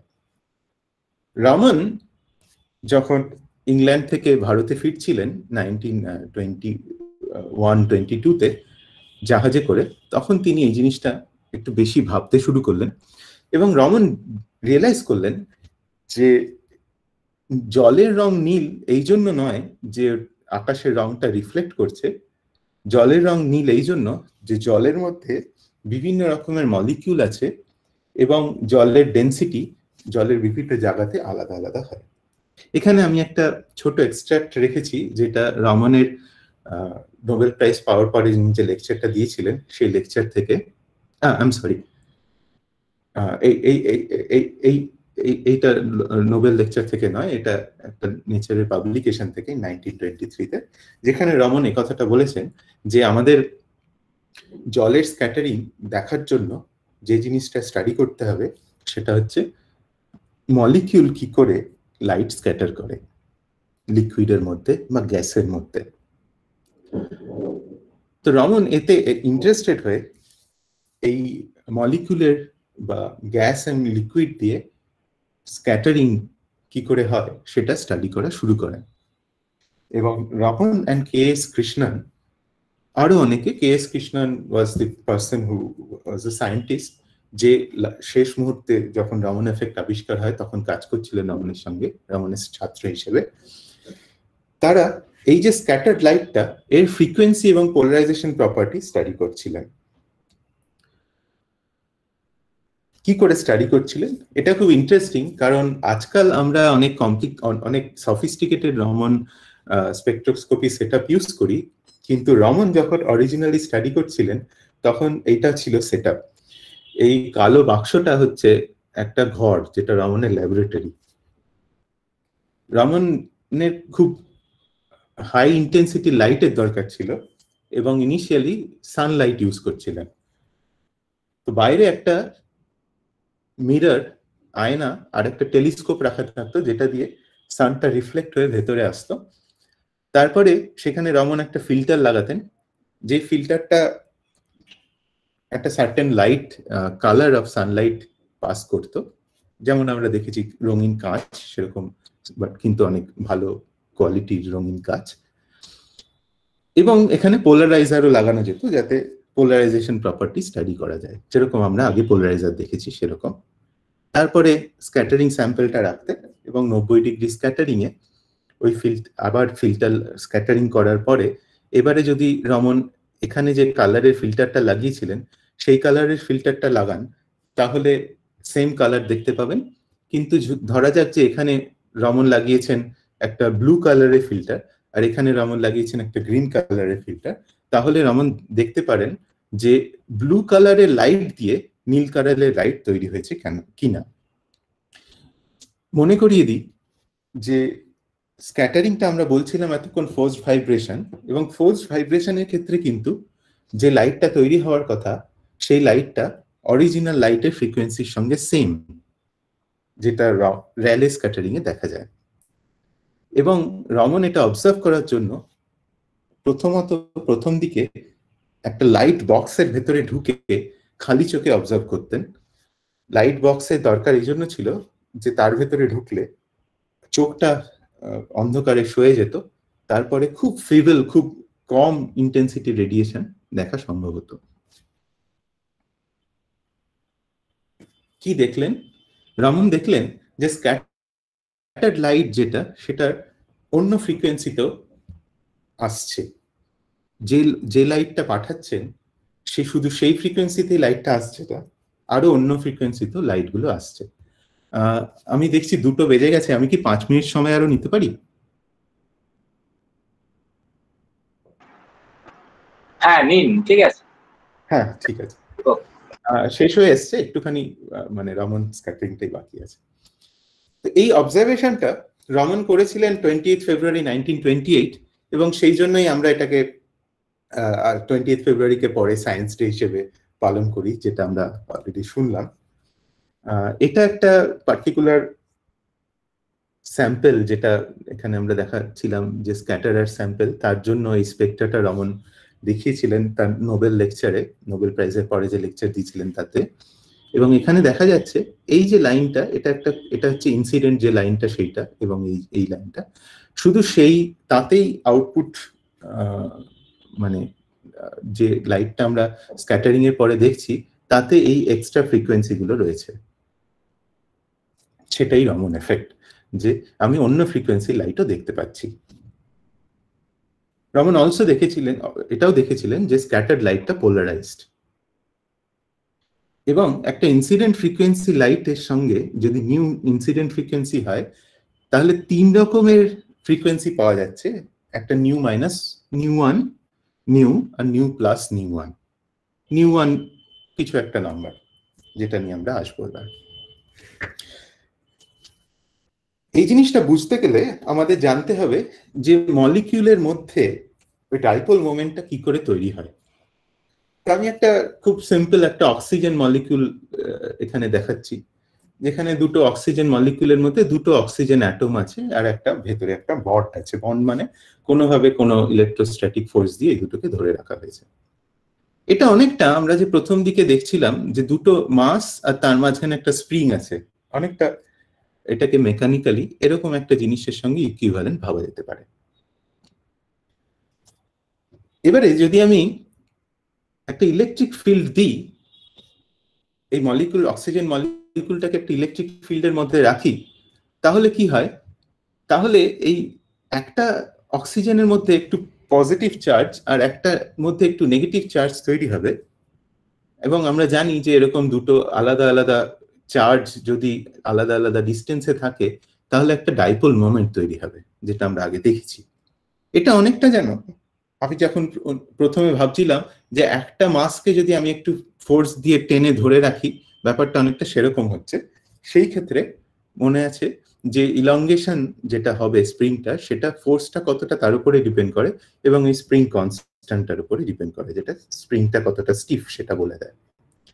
সিমিলারলি যখন আমি এই ডাইপোল মোমেন্টটা তৈরি হচ্ছে, সেই ডাইপোল মোমেন্টটা এই ইলেকট্রিক ফিল্ডের উপরে ডিপেন্ড করে, যেটা ফোর্সটা দিচ্ছে, যেমন এখানে আমরা বলছি ফোর্সের উপরে ডিপেন্ড করে। এটা অলসো ডিপেন্ড করে যে মলিকুলটা কতটা স্টিফ তার উপরে, যেটাকে আমি বলছি যে যেটাকে আমি এখানে আলফা বলে বলছি। একটুখানি মনে করে নেওয়া যাক যে আমরা শিখেছিলাম ফোর্সড অসিলেশনের ক্ষেত্রে ফোর্সড অসিলেশন ডিপেন্ড করে এক্সটার্নাল ফোর্সের উপরে। লাইট ওয়েভ এর ক্ষেত্রে ইলেকট্রিক ফিল্ড জিনিসটা অসিলেট করে, এবং oscillatory dipole creates light. The emitted light has same frequency of the dipole. এই জিনিসগুলো আমরা আগে শিখেছিলাম। এবারে দেখা যাক এতে কি হচ্ছে। আমি যদি একটা কনস্ট্যান্ট ইলেকট্রিক ফিল্ড না অ্যাপ্লাই করে আমি যদি এই মলিকুলটাকে একটা লাইট দিয়ে ইলুমিনেট করি, তাহলে লাইটের মধ্যে আমি জানি যে লাইটের অসিলেশন হচ্ছে অসিলেশন অফ ইলেকট্রিক ফিল্ড। তো সেটাকে আমি এরকম করে লিখতে পারি। এইটা হচ্ছে সেই সাইন ফাংশনটা যেটার কথা আমরা বলছিলাম আগে। এর একটা ফ্রিকোয়েন্সি আছে নিউ। তো এই নিউ ফ্রিকোয়েন্সিটা হচ্ছে লাইটের ফ্রিকোয়েন্সি। যেই এই লাইটটা পড়লো মলিকুলটার উপরে, মলিকুলের মধ্যে একটা ডাইপোল মোমেন্ট তৈরি হবে। সেই ডাইপোল মোমেন্টটা হবে এই আলফা টাইমস যে লাইটের ইলেকট্রিক ফিল্ড, সেটাই আবার এখানে লিখেছি। এবং দেখা যাচ্ছে এবার এই ডাইপোল মোমেন্টটার মধ্যে কিন্তু অসিলেশন থাকবে at the frequency of the incident electric field. তো ডাইপোল মোমেন্ট অসিলেট করলে তার থেকে লাইট বেরোবে, সেটাকে আমি স্ক্যাটার্ড লাইট বলছি। সেই স্ক্যাটার্ড লাইটের ইলেকট্রিক ফিল্ডটা এবারে আমি এখানে লিখেছি, যেটা কিন্তু ওই নিউ ফ্রিকোয়েন্সিতে অসিলেট করবে। তো এটাই হচ্ছে রেলে স্ক্যাটারিং। এবারে আমরা আরেকটু বেশি বোঝার চেষ্টা করলাম কিছু ইকুয়েশন এক্সেট্রা লিখে। এই যে মলিকুলের স্টিফনেসটা, যেটাকে আমরা আলফা দিয়ে লিখেছি, সেটা কিসের উপরে ডিপেন্ড করে? এটা ডিপেন্ড করে এই অক্সিজেন দুটোর মধ্যে বন্ডটা কতটা শক্ত তার উপরে। কিন্তু আরো একটা ইন্টারেস্টিং জিনিসের উপরে ডিপেন্ড করে, সেটা হচ্ছে যে এই মলিকুলগুলো অনেক সময় ভাইব্রেট করে বা অসিলেট করে। যেমন এখানে দুটো অক্সিজেন মলিকুল রয়েছে। এই অক্সিজেন মলিকুলগুলো কিন্তু কখনো কখনো নিজেদের থেকেই, যদি কোনো লাইট না পড়ে, তাহলেও এই অসিলেট করতে থাকে। সেই অসিলেশনের উপরেও এই আলফা যে জিনিসটা, স্টিফনেস অফ দ্য মলিকুল, সেটা ডিপেন্ড করে। এবং আমি সেই জন্য এটাকে লিখতে পারি একটা alpha zero plus alpha zero, যেটা আমরা আগে বলছিলাম সেটাই, প্লাস যেহেতু এটা অসিলেট করছে সেহেতু আলফার মধ্যেও একটা অসিলেটরি পার্ট চলে আসবে। এবং এই যে অসিলেটরি পার্ট, তার যে নিউ ওয়ানটা, মনে আছে যে আমি যখন বলছিলাম যে এটা মলিকুলটা অসিলেট করছে, এ কিন্তু কোনো লাইট পড়া ছাড়াও অসিলেট করতে পারে। তাহলে এর যে অসিলেশন ফ্রিকোয়েন্সি হবে, সেটা ক্যারেক্টারিস্টিক ফ্রিকোয়েন্সি হবে, এর নিজস্ব ফ্রিকোয়েন্সি। সেই ফ্রিকোয়েন্সিতে আলফাটা চেঞ্জ হবে। এইবারে যদি আমি এই আলফাটাকে ইউজ করি আমার আগের ফর্মুলাতে, যেখানে আমি আলফা মলিকুলার স্টিফনেসটা এখানে লিখছিলাম, সেই আলফাটাকে যদি আমি ইউজ করি, তাহলে আমি দেখব যে আমার স্ক্যাটার্ড ইলেকট্রিক ফিল্ডটা alpha zero plus alpha one sine এরকম দেখতে হবে। এখানে একটা ভুল হয়েছে, এই ব্র্যাকেটটা এখানে শেষ হওয়া উচিত না, ব্র্যাকেটটা এখানে আসা উচিত। তো alpha zero plus alpha one sine পুরো জিনিসটা গুণ সাইন 2 পাই নিউ টি। এই নিউটা হচ্ছে ফ্রিকোয়েন্সি অফ যে অ্যাপ্লাইড লাইটটা করেছি তার ইলেকট্রিক ফিল্ডের অসিলেশনের ফ্রিকোয়েন্সি, আর এই নিউ ওয়ানটা হচ্ছে মলিকুলার ক্যারেক্টারিস্টিক ফ্রিকোয়েন্সি। এবং এটাকে যদি যারা এই ট্রিকোনোমেট্রি করেছি তারা যদি এটাকে ভালো করে লিখি, তাহলে আমরা দেখব যে এখানে 3 রকমের ফ্রিকোয়েন্সির অসিলেশন থাকবে। একটা নিউ ওয়ান, যেটা এটা নিউ হওয়া উচিত। একটা নিউ, যেটা রেলে স্ক্যাটারিং, যেটার ফ্রিকোয়েন্সিটা অ্যাপ্লাইড লাইটের ফ্রিকোয়েন্সির সঙ্গে সমান। একটা তার থেকে একটু ছোট, কতটা ছোট না, মলিকুলের যা ফ্রিকোয়েন্সি ক্যারেক্টারিস্টিক ফ্রিকোয়েন্সি ততটা ছোট, সেটাকে আমরা বলি স্টোকস লাইন। আর আরেকটা তার থেকে নিউ ওয়ান বড়, যেটাকে আমরা বলি অ্যান্টি স্টোকস লাইন। সেই জিনিসটাই রমন দেখেছিলেন। রমন স্টোকস লাইন্স গুলো দেখেছিলেন কারণ অ্যান্টি স্টোকস লাইন্সের অ্যাম্পলিটিউড গুলো, তার যে ইন্টেন্সিটিটা, সেটা কম হয়। সেটা কেন কম হয় সেটা হয়তো আজকে আর বলা যাবে না, কিন্তু আমরা পরে ডিসকাস করতে পারি। এই হলো একটা রমন স্ক্যাটারিং এর আরো এখনকার দিনের মোর অ্যাডভান্সড ইনস্ট্রুমেন্ট দিয়ে করা স্পেকট্রা, যেখানে দেখা যাচ্ছে যে স্টোকস লাইনগুলো ফ্রিকোয়েন্সিটা কম এবং অ্যান্টি স্টোকস লাইনগুলোর ফ্রিকোয়েন্সিটা বেশি। এই যে তিনটে লাইন বা এই চারটে লাইন হচ্ছে স্টোকস লাইন। এই চারটে লাইন, এখানে একটা খুব ছোট একটা পিক দেখা যাচ্ছে, এগুলো হচ্ছে অ্যান্টি স্টোকস লাইন। এখানে যে জিনিসটা প্লট করা হয়েছে সেটা সেই ফ্রিকোয়েন্সির প্লট, যেটা আমরা স্পেকট্রা প্লট, যেটা আমরা প্রথম স্লাইডটাতে দেখছিলাম। এই মাঝের যেটা খুব বড় একটা ইন্টেন্সিটির লাইন, সেটা হচ্ছে রেলে লাইন। তার একদিকে ডান দিকে আর তার বাঁ দিকে স্টোকস আর অ্যান্টি স্টোকস লাইনগুলো রয়েছে। স্টোকস লাইনগুলোর অ্যাম্পলিটিউড গুলো বেশি, সেগুলো খুব ব্রাইট, মানে রেলে লাইনের থেকে কম ব্রাইট, কিন্তু অ্যান্টি স্টোকস লাইনগুলোর থেকে বেশি ব্রাইট। তো এই হচ্ছে রমন স্ক্যাটারিং। আমি প্রায় শেষ করে ফেলেছি। এই যে ক্যারেক্টারিস্টিক ফ্রিকোয়েন্সিগুলো, এই ফ্রিকোয়েন্সিগুলো আসে মলিকুলের ভাইব্রেশনগুলো থেকে। যেমন আমি যেখানে যদি তিনটে অ্যাটম দিয়ে তৈরি একটা মলিকুল ভাবি, তাহলে মলিকুলের ভাইব্রেশনটা এমন হতে পারে যখন এই বাইরের অ্যাটম দুটো বাইরের দিকে যাচ্ছে আর ভেতর দিকে আসছে একসাথে, বা এরকম হতে পারে যে একটা ডান দিকে যাচ্ছে, অন্যটা ডান দিকে বেশি যাচ্ছে। তো এরকম করে আমি বিভিন্ন রকমের ভাইব্রেশন একটা মলিকুল দেখাতে পারে। মলিকুলের শেপটা কি তার উপরে এই ভাইব্রেশন গুলো ডিপেন্ড করবে, এবং মলিকুলের ডিফারেন্ট শেপস হয়। যেমন এখানে আমি একটা তিনটে অ্যাটম দিয়ে একটা মলিকুল দেখিয়েছি, এরকম একটা মলিকুল তৈরি হতে পারে। আবার এই মলিকুলগুলো সব একটা প্লেনে রয়েছে। এখানে একটা মলিকুল দেখিয়েছি যেটা একটা টেট্রাহেড্রানের সমস্ত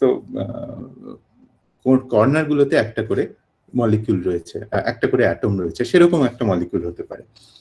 তো এই বিভিন্ন রকম মলিকুলের জন্য তাহলে কি হবে, বিভিন্ন রকমের রামন স্পেকট্রা তৈরি হবে।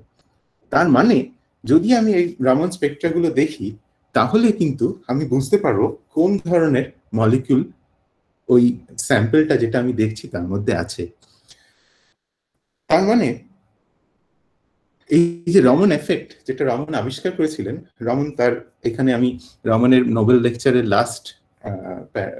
লাস্টের দিকে সিগনিফিকেন্ট অফ দ্য রমন এফেক্টের এক্সট্রাক্টটা লিখেছি, তুলে দিয়েছি, যেখানে রমন বলেছিলেন যে উই ক্যান নাও ইউজ এই Raman effect as a molecular and the fingerprint of the molecule. আমি রমন এফেক্টে দেখতে পারি কি কি স্পেকট্রা আসছে, তাই থেকে আমি জানতে পারি যে মলিকুলটার স্ট্রাকচার কেমন এবং কি কি মলিকুল সেখানে আছে।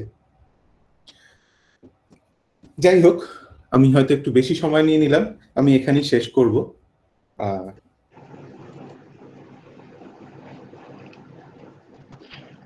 Thank you doctor Prasun Dutta, খুব সুন্দর করে বললেন আপনি। মানে আপনার লেকচারটা শুনছিলাম আমি নিজে জিওগ্রাফির লোক, খুব বেশি হয়তো এই ব্যাপারটা আপনাদের অতটা বুঝি না, তবে দুটো বাচ্চার মা হওয়াতে এটুকু বুঝেছি যে বাচ্চার যখন প্রথম কোয়েশ্চেন হয়, মা আকাশ কেন নীল, আর কেন সূর্য যখন অস্ত যাচ্ছে তখন আকাশ কেন লাল হচ্ছে, এটার এক্সপ্লেনেশন বোধহয় আরেকটু এবার বেটার দিতে পারবো।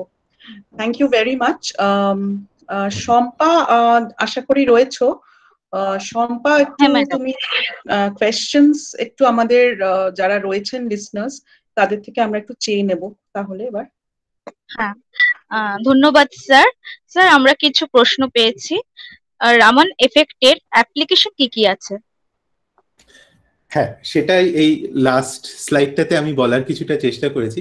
আমার ধারণা প্রফেসর বরুণ রায়চৌধুরী এই নিয়ে অনেক কিছু বলবেন, তো মেবি আমরা ওনার টকের জন্য ওয়েট করি। ঠিক আছে। রামন এফেক্টের মেইন অ্যাপ্লিকেশন হচ্ছে যে কি ধরনের মলিকুল, তার মলিকুলার স্ট্রাকচার এবং কি ধরনের মলিকুল আছে সেগুলো আমরা রামন এফেক্ট দিয়ে বের করতে পারি।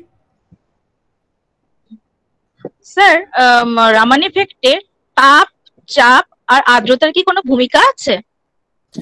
হ্যাঁ, আছে, এবং সেটাও এখানে তাপ মানে টেম্পারেচারের ভূমিকা আছে।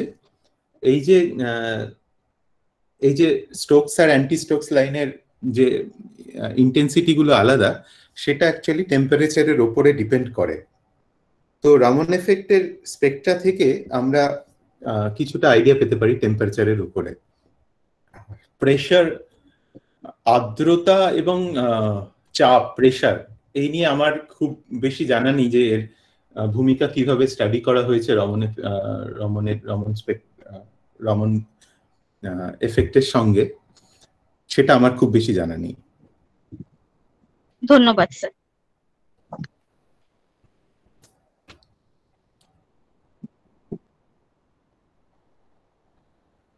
শম্পা, হ্যাঁ হ্যাঁ, আর কি কোনো কোয়েশ্চেন আমরা পেয়েছি? না ম্যাডাম, আর কোনো প্রশ্ন আমরা পাইনি।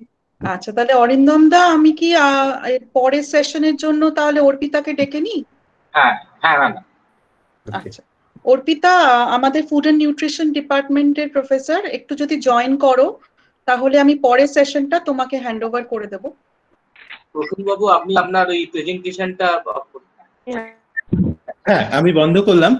ওকে। আর আমি এই চ্যাট বক্সটা কি সবাই দেখতে পাচ্ছে? তাহলে আমি এখানে আমার ফোন নাম্বার আর ইমেল আইডিটা দিয়ে দিলাম, যদি কারো দরকার হয় হ্যাঁ তাহলে। হ্যাঁ হ্যাঁ স্যার, প্লিজ দিয়ে দিন।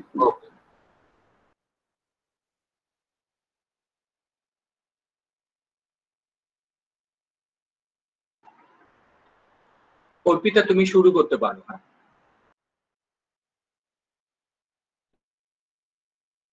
সবাইকে শুভ অপরাহ্ন। আমি তাদের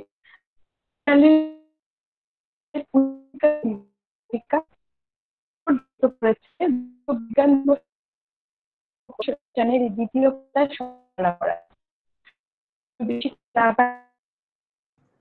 অর্পিতা, ভালো শোনা যাচ্ছে না, একটুখানি দেখো তোমার এটা চেক করো, শোনা যাচ্ছে না।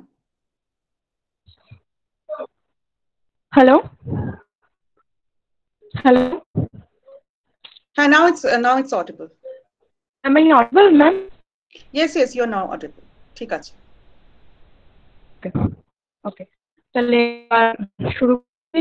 সবাইকে শুভ ডে। আমাদের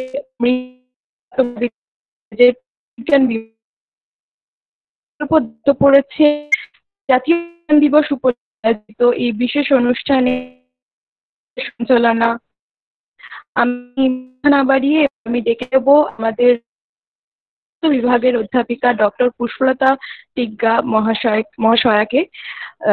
উনি দ্বিতীয় বক্তাকে আহ্বান বরণ করার জন্য। গুড আফটারনুন সবাইকে। আচ্ছা ম্যাডাম, আমি ম্যাডাম পুষ্পলতা টিগ্গা। হ্যাঁ, আমি শুনতে পাচ্ছেন? হ্যালো অর্পিতা, শুনতে পাচ্ছো? হ্যাঁ, শোনা যাচ্ছে পুষ্পলতা। হ্যাঁ ম্যাডাম, ক্লিয়ারলি অডিবল। ওকে, গুড আফটারনুন সবাইকে। আমি প্রফেসর রয় চৌধুরী মানে একটু কিছু বক্তব্য বলবো। প্রফেসর রয় চৌধুরী 1987 সালে কলকাতা বিশ্ববিদ্যালয় থেকে পদার্থবিদ্যা বিষয়ে স্নাতক এবং ইলেকট্রনিক সায়েন্সে পিএইচডি উপাধি লাভ করেন। 2002 সালে প্রেসিডেন্সি কলেজে তিনি বদলি হয়ে আসেন। 2012 সালে অধ্যাপক হিসাবে যোগদান করেন। তিনি প্রথম প্রেসিডেন্সি কলেজে physics and methodology of remote sensing বিষয়ে গবেষণার সূচনা করেন। উনার নামী আন্তর্জাতিক জার্নাল রয়েছে স্পেকট্রোস্কোপি স্যাটেলাইট ইমেজ অ্যানালিসিস। তিনি ভারতীয় মহাকাশ গবেষণা প্রতিষ্ঠান ইসরো এর সাথেও এখনো যুক্ত আছেন।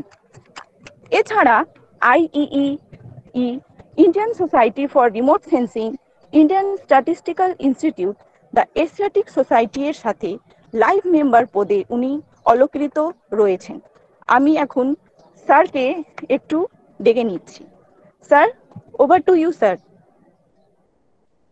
হ্যালো হ্যালো নমস্কার, আমার কথা শুনতে পাচ্ছেন? নমস্কার, আমার কথা শুনতে পাচ্ছেন সকলে? হ্যাঁ স্যার, শোনা যাচ্ছে। উপস্থিত শিক্ষক, সুধীজন, আজকের অনুষ্ঠানের উদ্যোক্তা সকলকে আমার শুভেচ্ছা।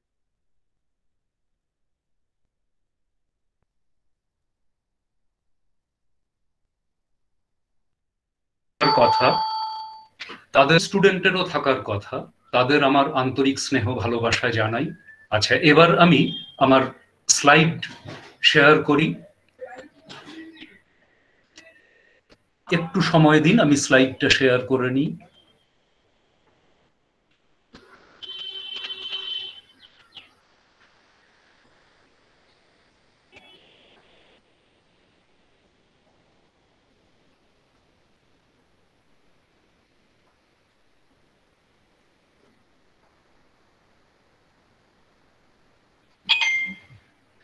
আচ্ছা, প্রথমেই বলি আমি কিন্তু রমন এফেক্ট বা তার অ্যাপ্লিকেশন এ নিয়ে কিছু বলবো না। আমি তো অ্যাবস্ট্রাক্ট পাঠিয়ে দিয়েছিলাম যে সিভি রমনের যে রিসার্চ তা আজও কতটা প্রাসঙ্গিক, এবং মানে বিজ্ঞানের ইতিহাসের কিছু পাতা আরেকবার ফিরে দেখতে চাই। আমি ছাত্রছাত্রীদের কথা ভেবে খুব সহজ কিছু বলবো এইরকম ভেবে এসেছিলাম। আমরা আগেও শুনলাম, আমরা জানি সিভি রমন যে তারিখে 1928 সালের 28শে ফেব্রুয়ারি যে যুগান্তকারী আবিষ্কারটি করেছিলেন, ইনইলাস্টিক স্ক্যাটারিং অফ ফোটন, তার জন্য তিনি নোবেল প্রাইজ পেয়েছিলেন 1930 খ্রিস্টাব্দে। তিনি ভারতের একমাত্র বিজ্ঞানে নোবেল জয়ী। অন্য যারা ভারতীয় উৎপত্তি আছেন, ভারতীয় অরিজিন আছেন, তাদের নাগরিকত্ব কিন্তু বিদেশের। তিনি আরো অনেক সম্মানে ভূষিত হয়েছেন, যেমন ভারতরত্ন। নেটে এই ছবিটি সকলেই দেখতে পারেন, নোবেল লরিয়েটদের সঙ্গে সিভি রমনও নোবেল পুরস্কার নিচ্ছেন। তখন এইসব বিষয়গুলির ওপরেই শুধু নোবেল প্রাইজ দেওয়া হতো। যেটা বক্তব্য, প্রতি বছর তার আবিষ্কারের দিনটিকে স্মরণ করে একটা থিম, প্রতি বছরের ন্যাশনাল সায়েন্স ডের একটা থিম থাকে। এবছরের থিম হচ্ছে বিজ্ঞান, প্রযুক্তি, উদ্ভাবন, তার প্রভাব শিক্ষা, দক্ষতা এবং কাজে। খুবই তাৎপর্যপূর্ণ থিম। আজকের দিনে রিসার্চ কোনো বিচ্ছিন্ন ঘটনা বা একা একা আলাদাভাবে কিছু নয়, সকলে মিলে, সকলের কোলাবোরেশনে, বিভিন্ন সংস্থার সঙ্গে বা মাধ্যমে, এবং অনেকের সঙ্গে যুক্ত, অনেকের জন্য তার ব্যাপ্তি অনেক দূর, এবং বিভিন্ন জিনিসের সঙ্গে তা সম্বন্ধিত, এবং অবশ্যই সেটি গ্লোবালি কম্পিটিটিভ, প্রতিযোগিতামূলক কাজ, বিশ্বমানের কাজ হতে হবে। তো এই নিরিখে যদি আমরা দেখি, তাহলে সিভি রমনের গবেষণা এবং সেই সংক্রান্ত ঘটনাগুলি একটি আদর্শ উদাহরণ হতে পারে, যা আমরা আজকেও ফলো করতে পারি, আজকেও অনুসরণ করতে পারি। মহেন্দ্রলাল সরকার একটি নাম। আজকে যদি বলি Indian association for the cultivation of science, যাদবপুরের সেই গৌরবময় ক্যাম্পাসটি সকলেই চেনেন, বিশ্ববিখ্যাত সংস্থাটির কথা সকলেই জানেন। কিন্তু ডাক্তার মহেন্দ্রলাল সরকার, তিনি যখন এই সংস্থাটি তৈরি করেছিলেন, তখন বিজ্ঞান গবেষণার জন্য আবার একটা সংস্থার দরকার, একটা প্রতিষ্ঠানের দরকার, সেই ধারণাটাই অনেকের ছিল না। এই প্রতিষ্ঠানের সাহায্য কিন্তু বা সেই সুযোগ সিভি রমন নিতে পেরেছিলেন। তিনি কলকাতায় এসেছিলেন সরকারি চাকরি করতে, বিজ্ঞান গবেষণা করতে আসেননি। তিনি সেই সুযোগটি পেয়েছিলেন কাল্টিভেশন অফ সায়েন্সের মাধ্যমে। তখন উপাচার্য স্যার আশুতোষ, তিনি সিভি রমনকে ডেকে এনেছিলেন কলকাতা বিশ্ববিদ্যালয়ে বিজ্ঞান পড়ানোর জন্য। রমন কিন্তু অনেক কম বেতনে পড়াতে আগ্রহী হয়েছিলেন। উপকৃত হয়েছিল ছাত্র সমাজ, গবেষক সমাজ, এবং অবশ্যই বিজ্ঞান। এই বিষয়ে আমি একটা সংক্ষিপ্ত চিত্র তুলে ধরতে চাইছি, বিশেষ করে স্টুডেন্টদের কাছে, যে আজকের গবেষণায় সেই বিজ্ঞানের ইতিহাসের সেই দিনগুলি কতটা প্রাসঙ্গিক। খুব ফ্র্যাঙ্কলি বলে ফেলি, ছেলে মেয়েদের বলছি, আমি যখন স্কুলে পড়তাম তখন ইতিহাসের এই সন্তারিখগুলোকে বড্ড ভয় পেতাম। কিন্তু এখন বুঝি যে এগুলো আসলে একটা যন্ত্রের নাট বল্টের মতো, একটা ঘটনাকে যথাস্থানে রাখা। তো আমি অনুরোধ করব যে একটু এই তারিখগুলো দেখে যদি আমার কথা শোনা হয়, তাহলে ঘটনার পারম্পর্যটা বোঝা যাবে।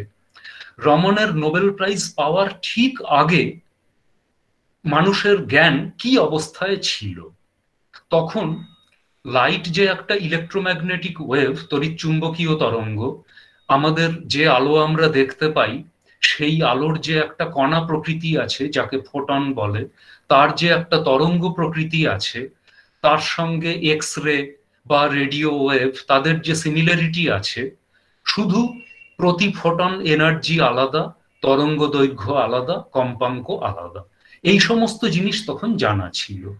এবং কোনো একটি বস্তুর সঙ্গে রেডিয়েশন, বিকিরণ, তা আলোও হতে পারে বা অন্য ইনফ্রারেড, আলট্রাভায়োলেট, এক্সরে, অন্য কোনো ধরনের তড়িৎচুম্বকীয় তরঙ্গও হতে পারে। সেই ইন্টারাকশনকে কোনো একটা বিশেষ তরঙ্গ দৈর্ঘ্যে হয়তো শোষণ হয়, হয়তো বিচ্ছুরণ হয়, হয়তো বিকিরণ হয়, সেই অধ্যয়নের বিষয়টিকে বলে স্পেকট্রোস্কোপি।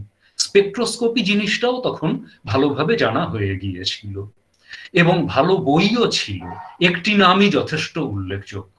আশা করি লেখক নিলস বোর সম্বন্ধে আর কিছু বলার দরকার নেই।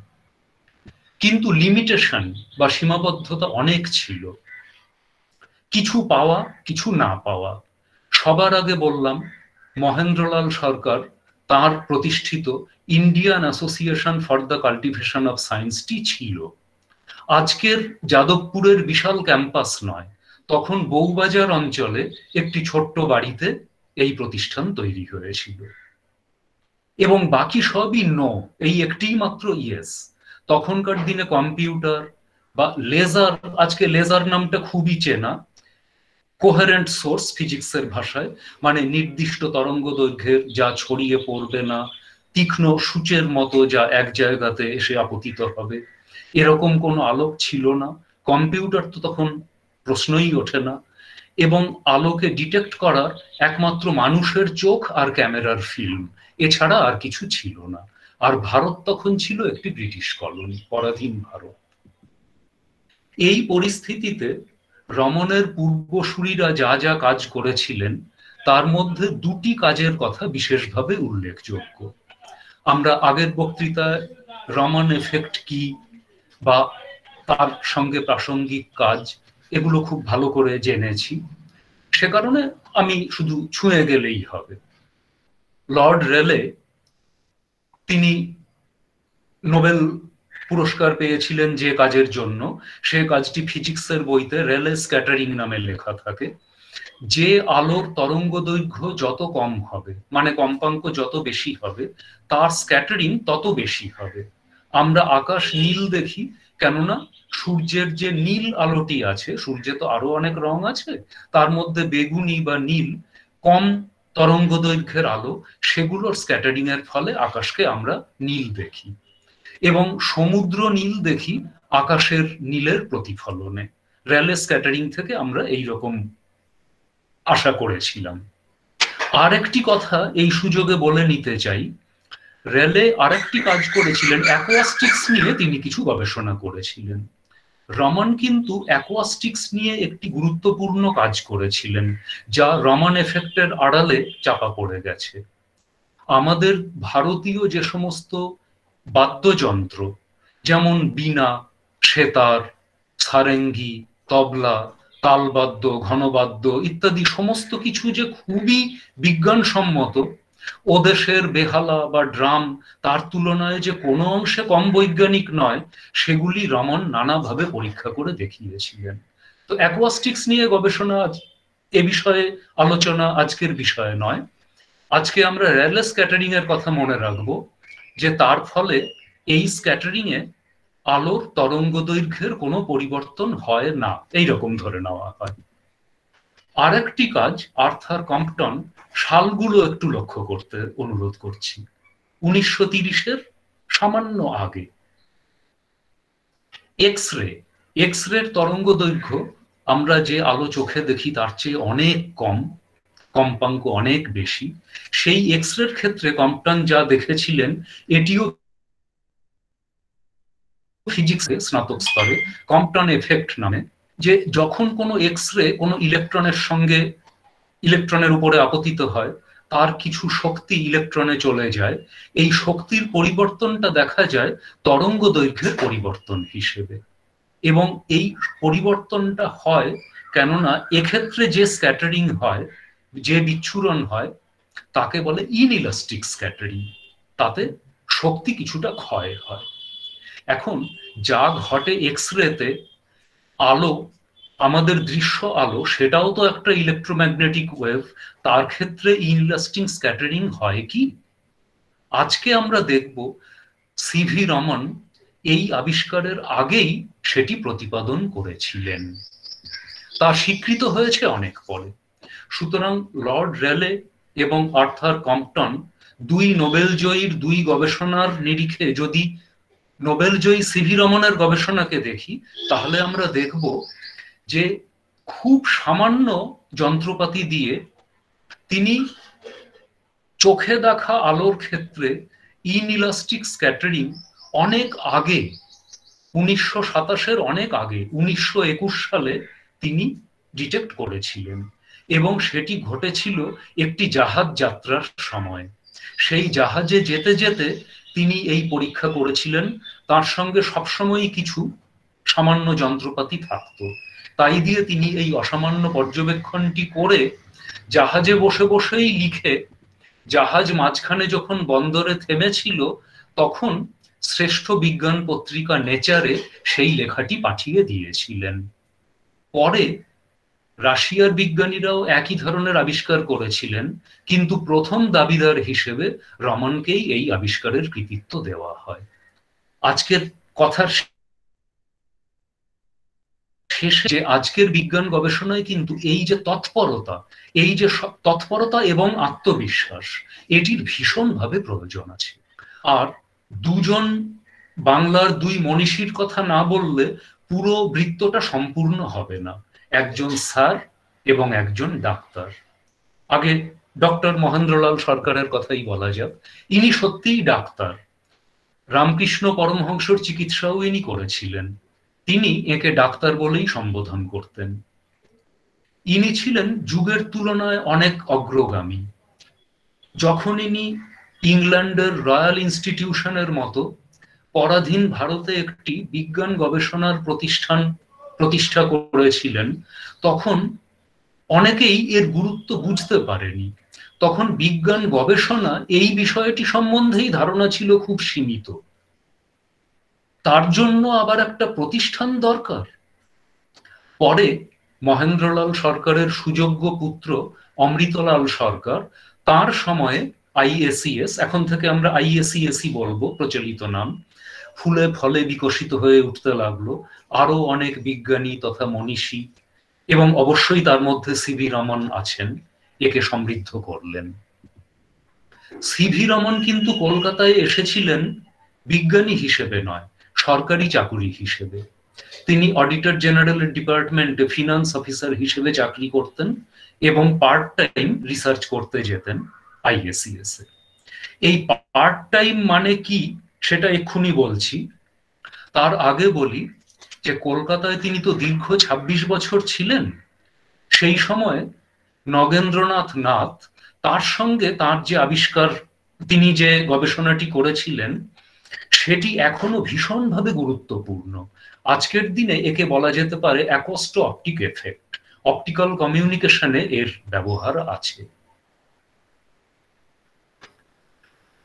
এটা না আমি কিছু বলতে চাই না, শুধু সবাইকে পড়ে দেখতে অনুরোধ করছি। রমন ফিনান্স অফিসার, সরকারি চাকুরে, তার রোজকার রোজ নামচা। সকাল 5টা নয়, ভোর 5টায় ঘুম থেকে উঠে কাল্টিভেশন অফ সায়েন্স, 9:30 গোগ্রাসে খেয়ে অফিস।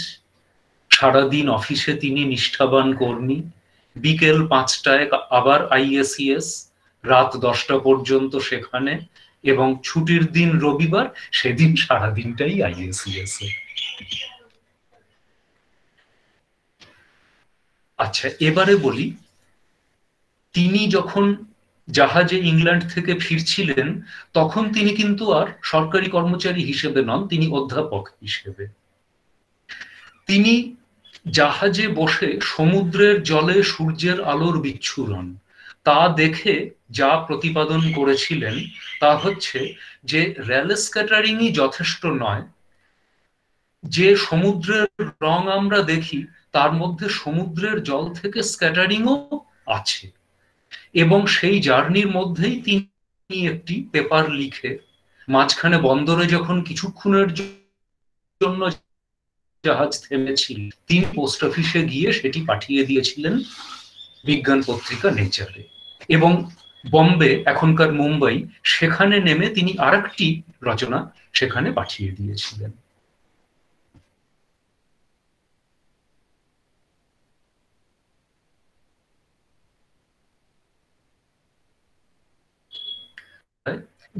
করেছিলেন তাতে স্ক্যাটারিং হচ্ছে ইনইলাস্টিক, তাতে এনার্জি পরিবর্তন হচ্ছে এবং পোলারাইজেশনও পরিবর্তন হচ্ছে। পোলারাইজেশন অ্যান্ড স্ক্যাটারিং উভয় ঘটনাই একসঙ্গে হচ্ছে। এ জিনিস পরে অন্য বিজ্ঞানীরা দেখেছিলেন, কিন্তু রমন তার দাবি আগে জানাতে পেরেছিলেন। এবং রমন কতদিন আগে দেখেছিলেন সেটা তো এখনই বললাম।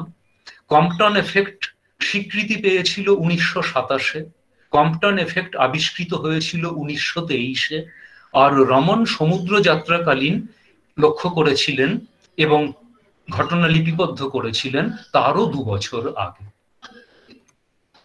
এবার বলি আশুতোষ মুখার্জি, যিনি স্যার আশুতোষ নামেই আমাদের কাছে পরিচিত, তিনি কলকাতা বিশ্ববিদ্যালয়ে স্নাতকোত্তর স্তরে বিজ্ঞান পড়ানোর জন্য উদ্যোগ নিয়েছিলেন এবং তিনি রমনকে প্রফেসর হওয়ার জন্য আহ্বান জানালেন।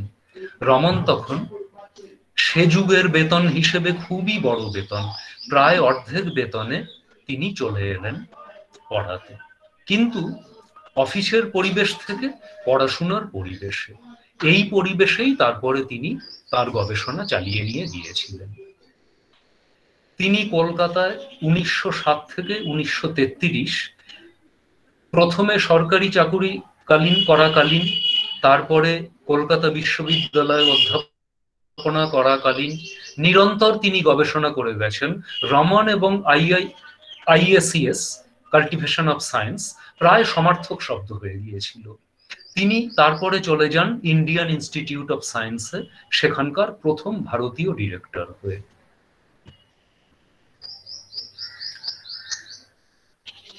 রমন 1930 সালে যে কাজের জন্য নোবেল প্রাইজের স্বীকৃতি পেয়েছিলেন তা তিনি দেখেছিলেন আরো 1 দশক আগে এবং কম্পটন এফেক্ট আবিষ্কারেরও আগে। তিনি কিন্তু সেখানে থেমে যাননি। এইটা আধুনিক গবেষণার একটা দিক, ধারাবাহিকতা, আত্মবিশ্বাস এবং ধারাবাহিকতা। তিনি ক্রমাগত কাজ করে গেছেন কাল্টিভেশন অফ সায়েন্সে এবং তার ছাত্র দল তৈরি করেছেন, ছাত্রদের সঙ্গে একটা গবেষণার গ্রুপ তৈরি করেছেন। তার ছাত্রদের মধ্যে 2টি উল্লেখযোগ্য নাম কৃষ্ণন এবং রামানাথন। এই কৃষ্ণনও একজন খ্যাতনামা বিজ্ঞানী, তার নামে বিজ্ঞানের ফেলোশিপও আছে। এই যে 1922 থেকে 28 তারা নিরন্তর গবেষণা করে গেছেন এবং কতটা মেথডিক্যাল গবেষণা সেটাই বলতে চাইছি। যে এই যে 28 তারিখ বিজ্ঞান দিবস, সেটা বিজ্ঞান দিবস হলো কি করে? কৃষ্ণনের ডায়েরি থেকে। কৃষ্ণন তার ডায়েরি, এখন আমি বলতে পারবো না প্রফেসর শঙ্কুর সঙ্গে তার কোনো সম্পর্ক আছে কিনা, একেবারে প্রফেসর শঙ্কুর মতো মিটিকুলাস ডায়েরি তিনি লিখতেন এবং কিভাবে তারা তাদের আবিষ্কারকে নিজেদের মধ্যে বর্ণনা দিয়েছেন। বিজ্ঞানীর ডায়েরি এটা একটা অত্যন্ত উল্লেখযোগ্য জিনিস। তিনি কখনো তাদের আবিষ্কারকে এই নামে ডেকেছেন, কখনো এই নামে ডেকেছেন।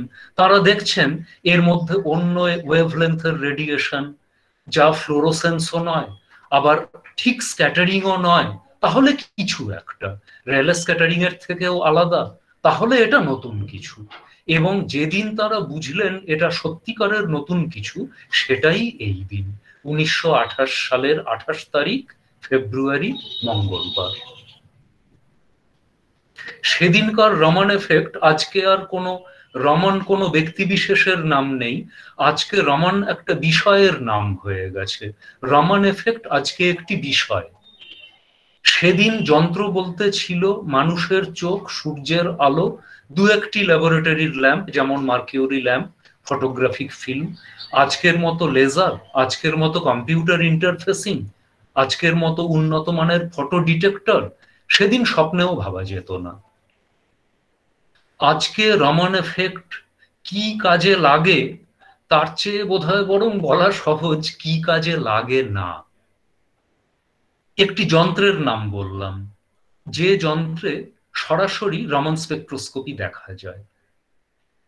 যে কোনো মেটেরিয়াল, তা সলিড হতে পারে, লিকুইড হতে পারে, গ্যাস হতে পারে, তার কেমিক্যাল কম্পোজিশন কেমন সেটি জৈব পদার্থও হতে পারে, রাসায়নিকও হতে পারে, মেটেরিয়াল সায়েন্স থেকে আরম্ভ করে আর্থ সায়েন্সে, বিভিন্ন ঔষধ বিষয়ক গবেষণায়, বিভিন্ন মেডিকেল রিসার্চে বা আরো অন্যান্য বিভিন্ন বিষয়ে রমান এফেক্টের প্রয়োগ আছে।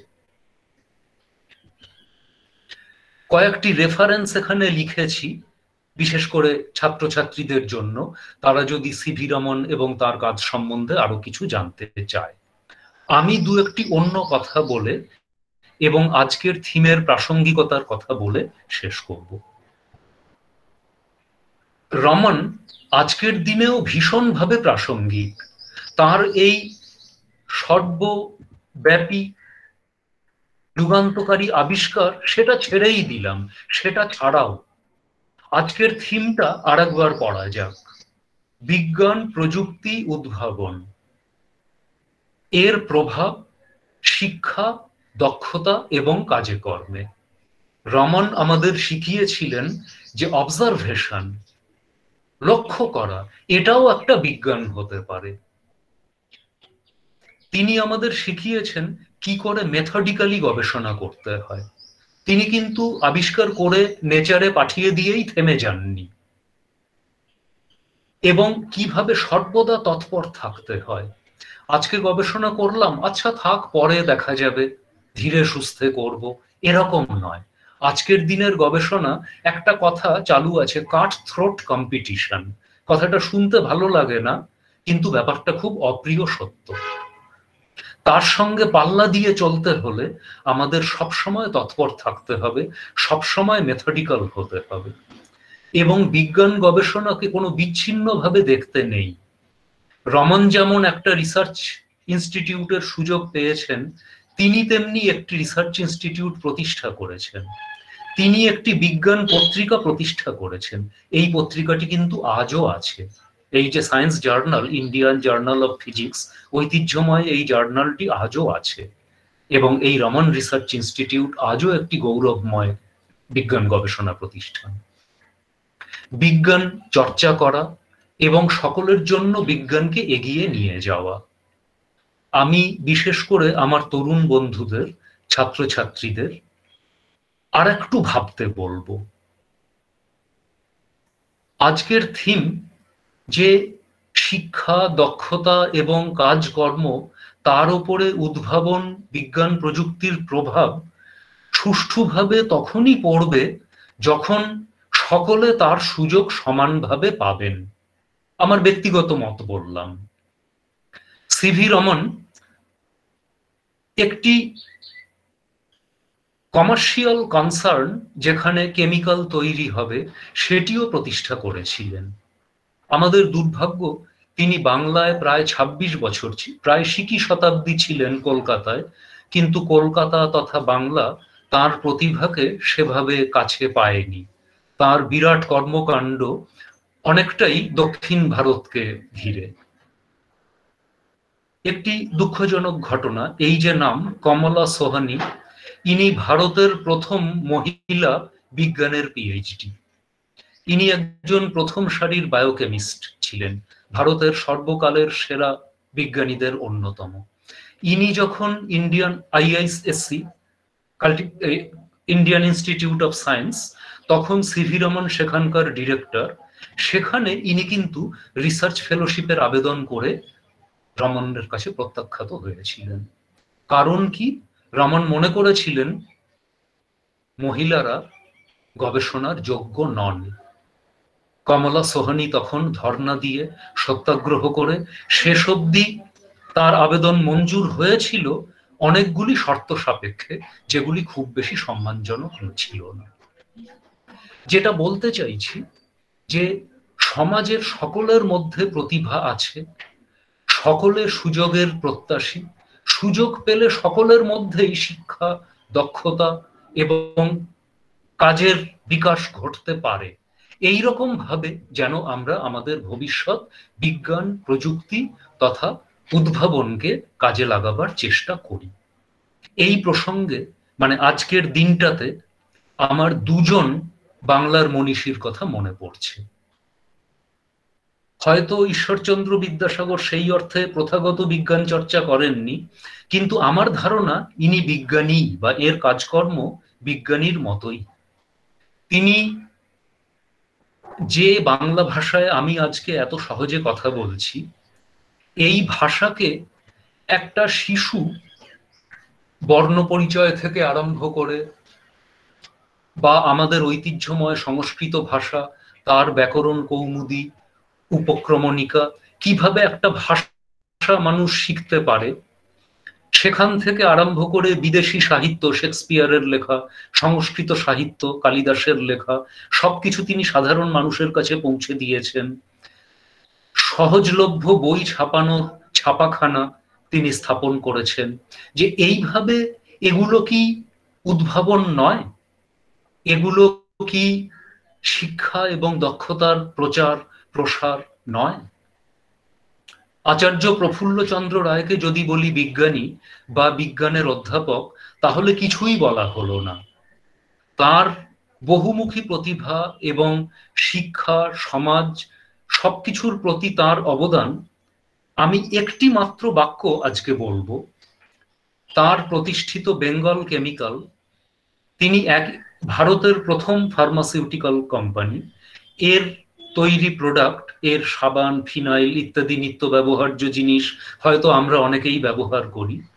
তিনি শিক্ষা দিয়েছিলেন কিভাবে আত্মনির্ভর হতে হয়, কিভাবে আত্মবিশ্বাসী হতে হয়, কিভাবে গবেষণার সুফলকে বাস্তব জগতের কাজে লাগানো যেতে পারে, সকলের কাজে লাগানো যেতে পারে।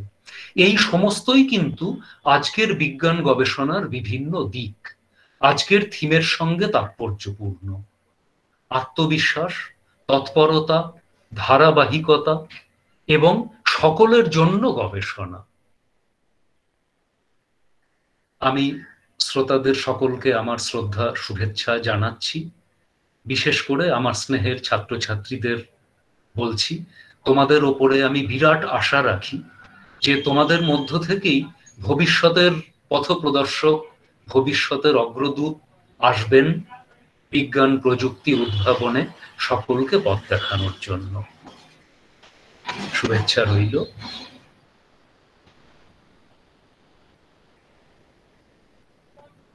আমার বক্তব্য আমি শেষ করলাম।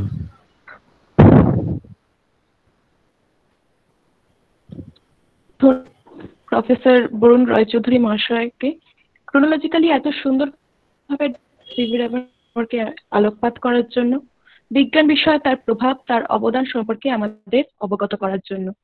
এরপরে আমি আমাদের কলেজের রসায়ন বিভাগের অধ্যাপক ডক্টর প্রবুদ্ধ ভট্টাচার্য মহাশয়ের কাছে যাব, যদি কারোর কিছু জিজ্ঞাসা থাকে তা জানার জন্য। Thank you madam. প্রথমেই আমি অডিবল? হ্যালো? হ্যাঁ, আচ্ছা, প্রথমেই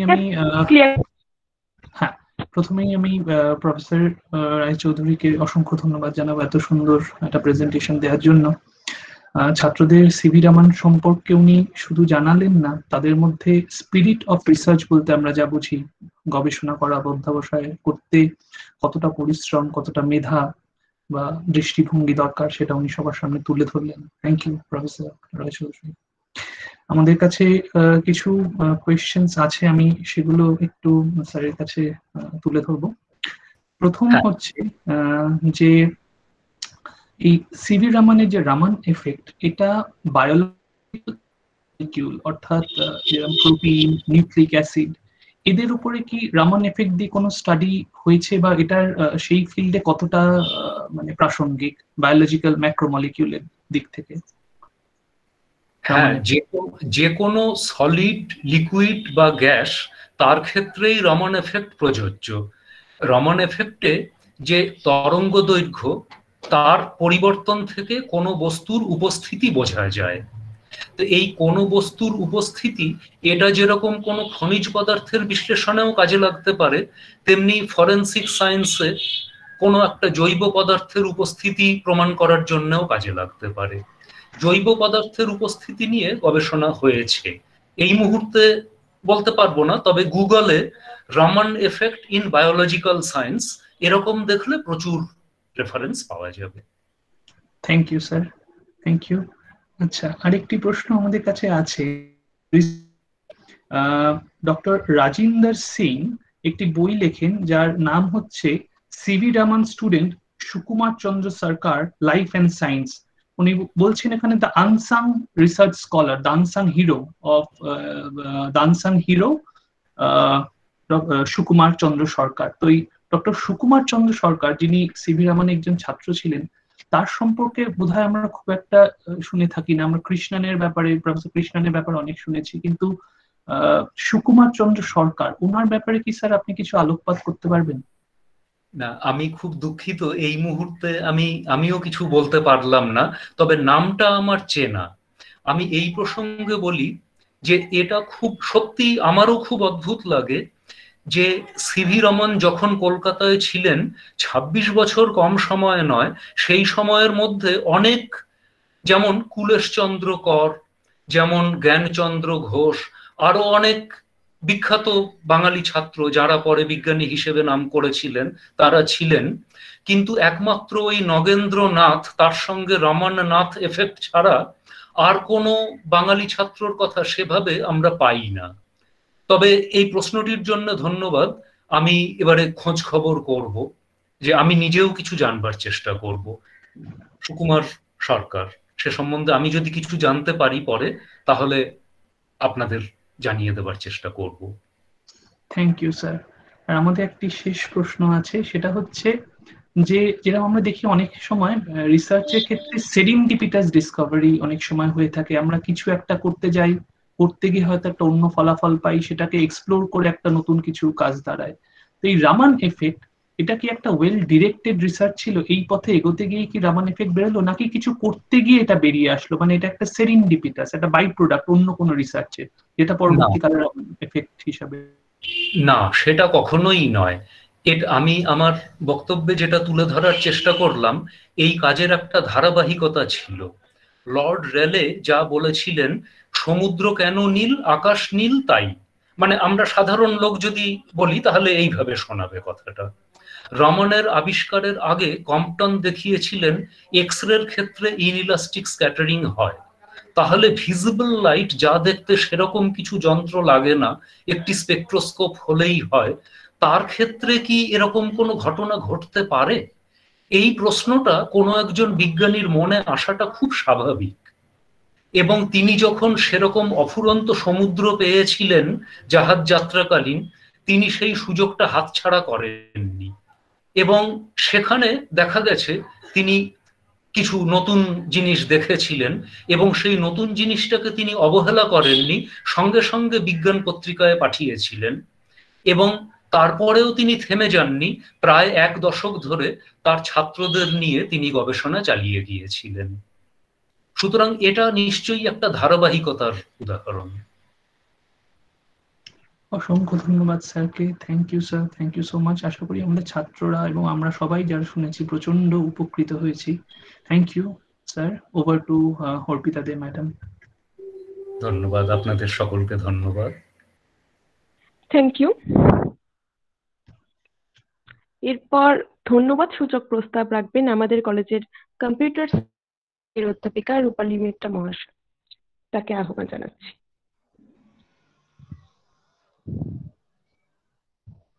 হ্যালো ম্যাডাম। হ্যাঁ, শুনতে পাচ্ছেন? Hello.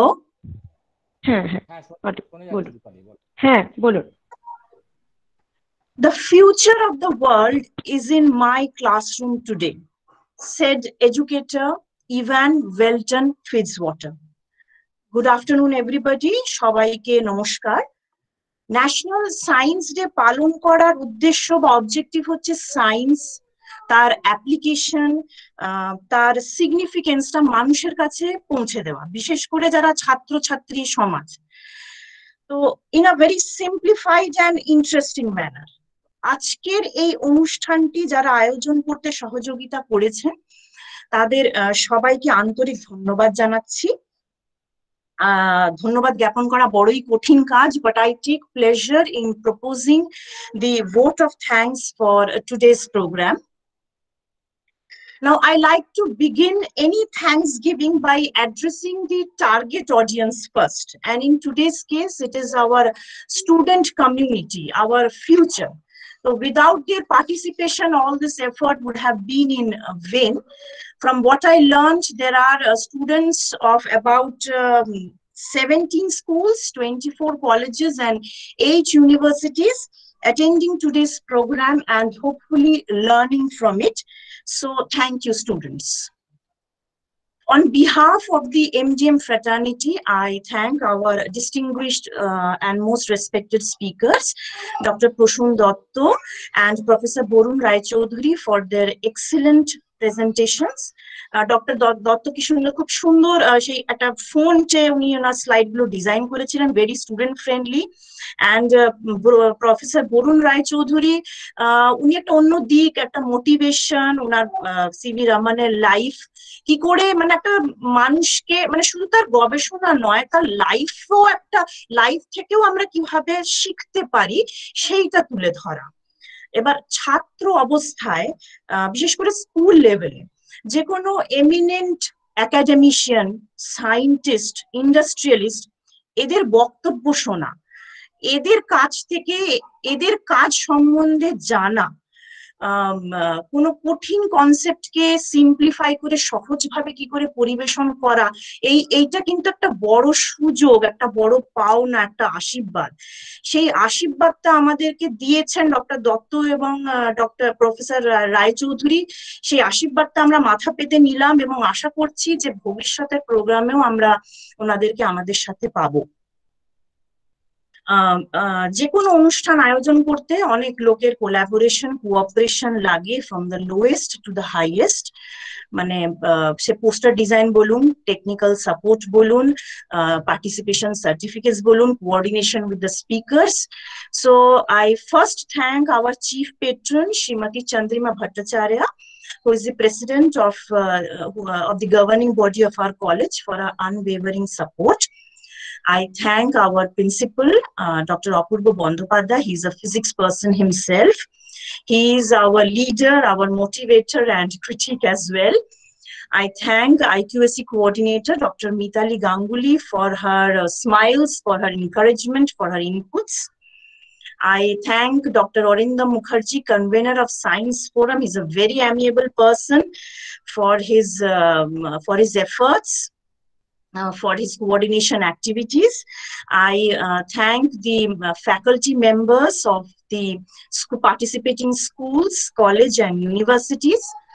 And finally, I thank all the Science Forum members, all the teaching, non-teaching staff, our students, everybody, for putting together today's program. কালকেও আমাদের সেকেন্ড এডিশন আছে এই প্রোগ্রামে 1টা থেকে 3টে। সো মানে সবাইকে ধন্যবাদ জানিয়ে, নমস্কার জানিয়ে আমি আমার বক্তব্য শেষ করছি।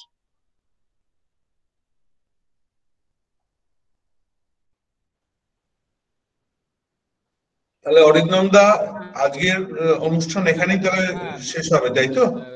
সুমন, এক্স্যাক্টলি, আবার কালকে দেখা হবে একই লিংক দিয়ে। আগামীকাল সবাই যেন জয়েন করে 1টার মধ্যে। আগামীকাল আমাদের একটা স্পিকার আছেন, একজন বলবেন, তারপরে আমরা চলে যাব আমাদের ডিপার্টমেন্ট ওয়াইজ যে প্রেজেন্টেশন, সেটাও খুব মনোজ্ঞ হবে সকলের, এবং সেটা আমাদের মোটামুটি বাংলায় সবাই বলবেন, যেমন আজকে বললেন আলোচকেরা। কালকের প্রোগ্রামটাও খুব ইন্টারেস্টিং লাগবে। ওকে, তাহলে আজকে এই পর্যন্ত, আমরা 3টের মধ্যে শেষ করছি। কালকে আবার দেখা হবে 1টা থেকে, এবং একই লিংক দিয়ে সবাই যে যার সময় ঢুকে পড়বেন। ধন্যবাদ।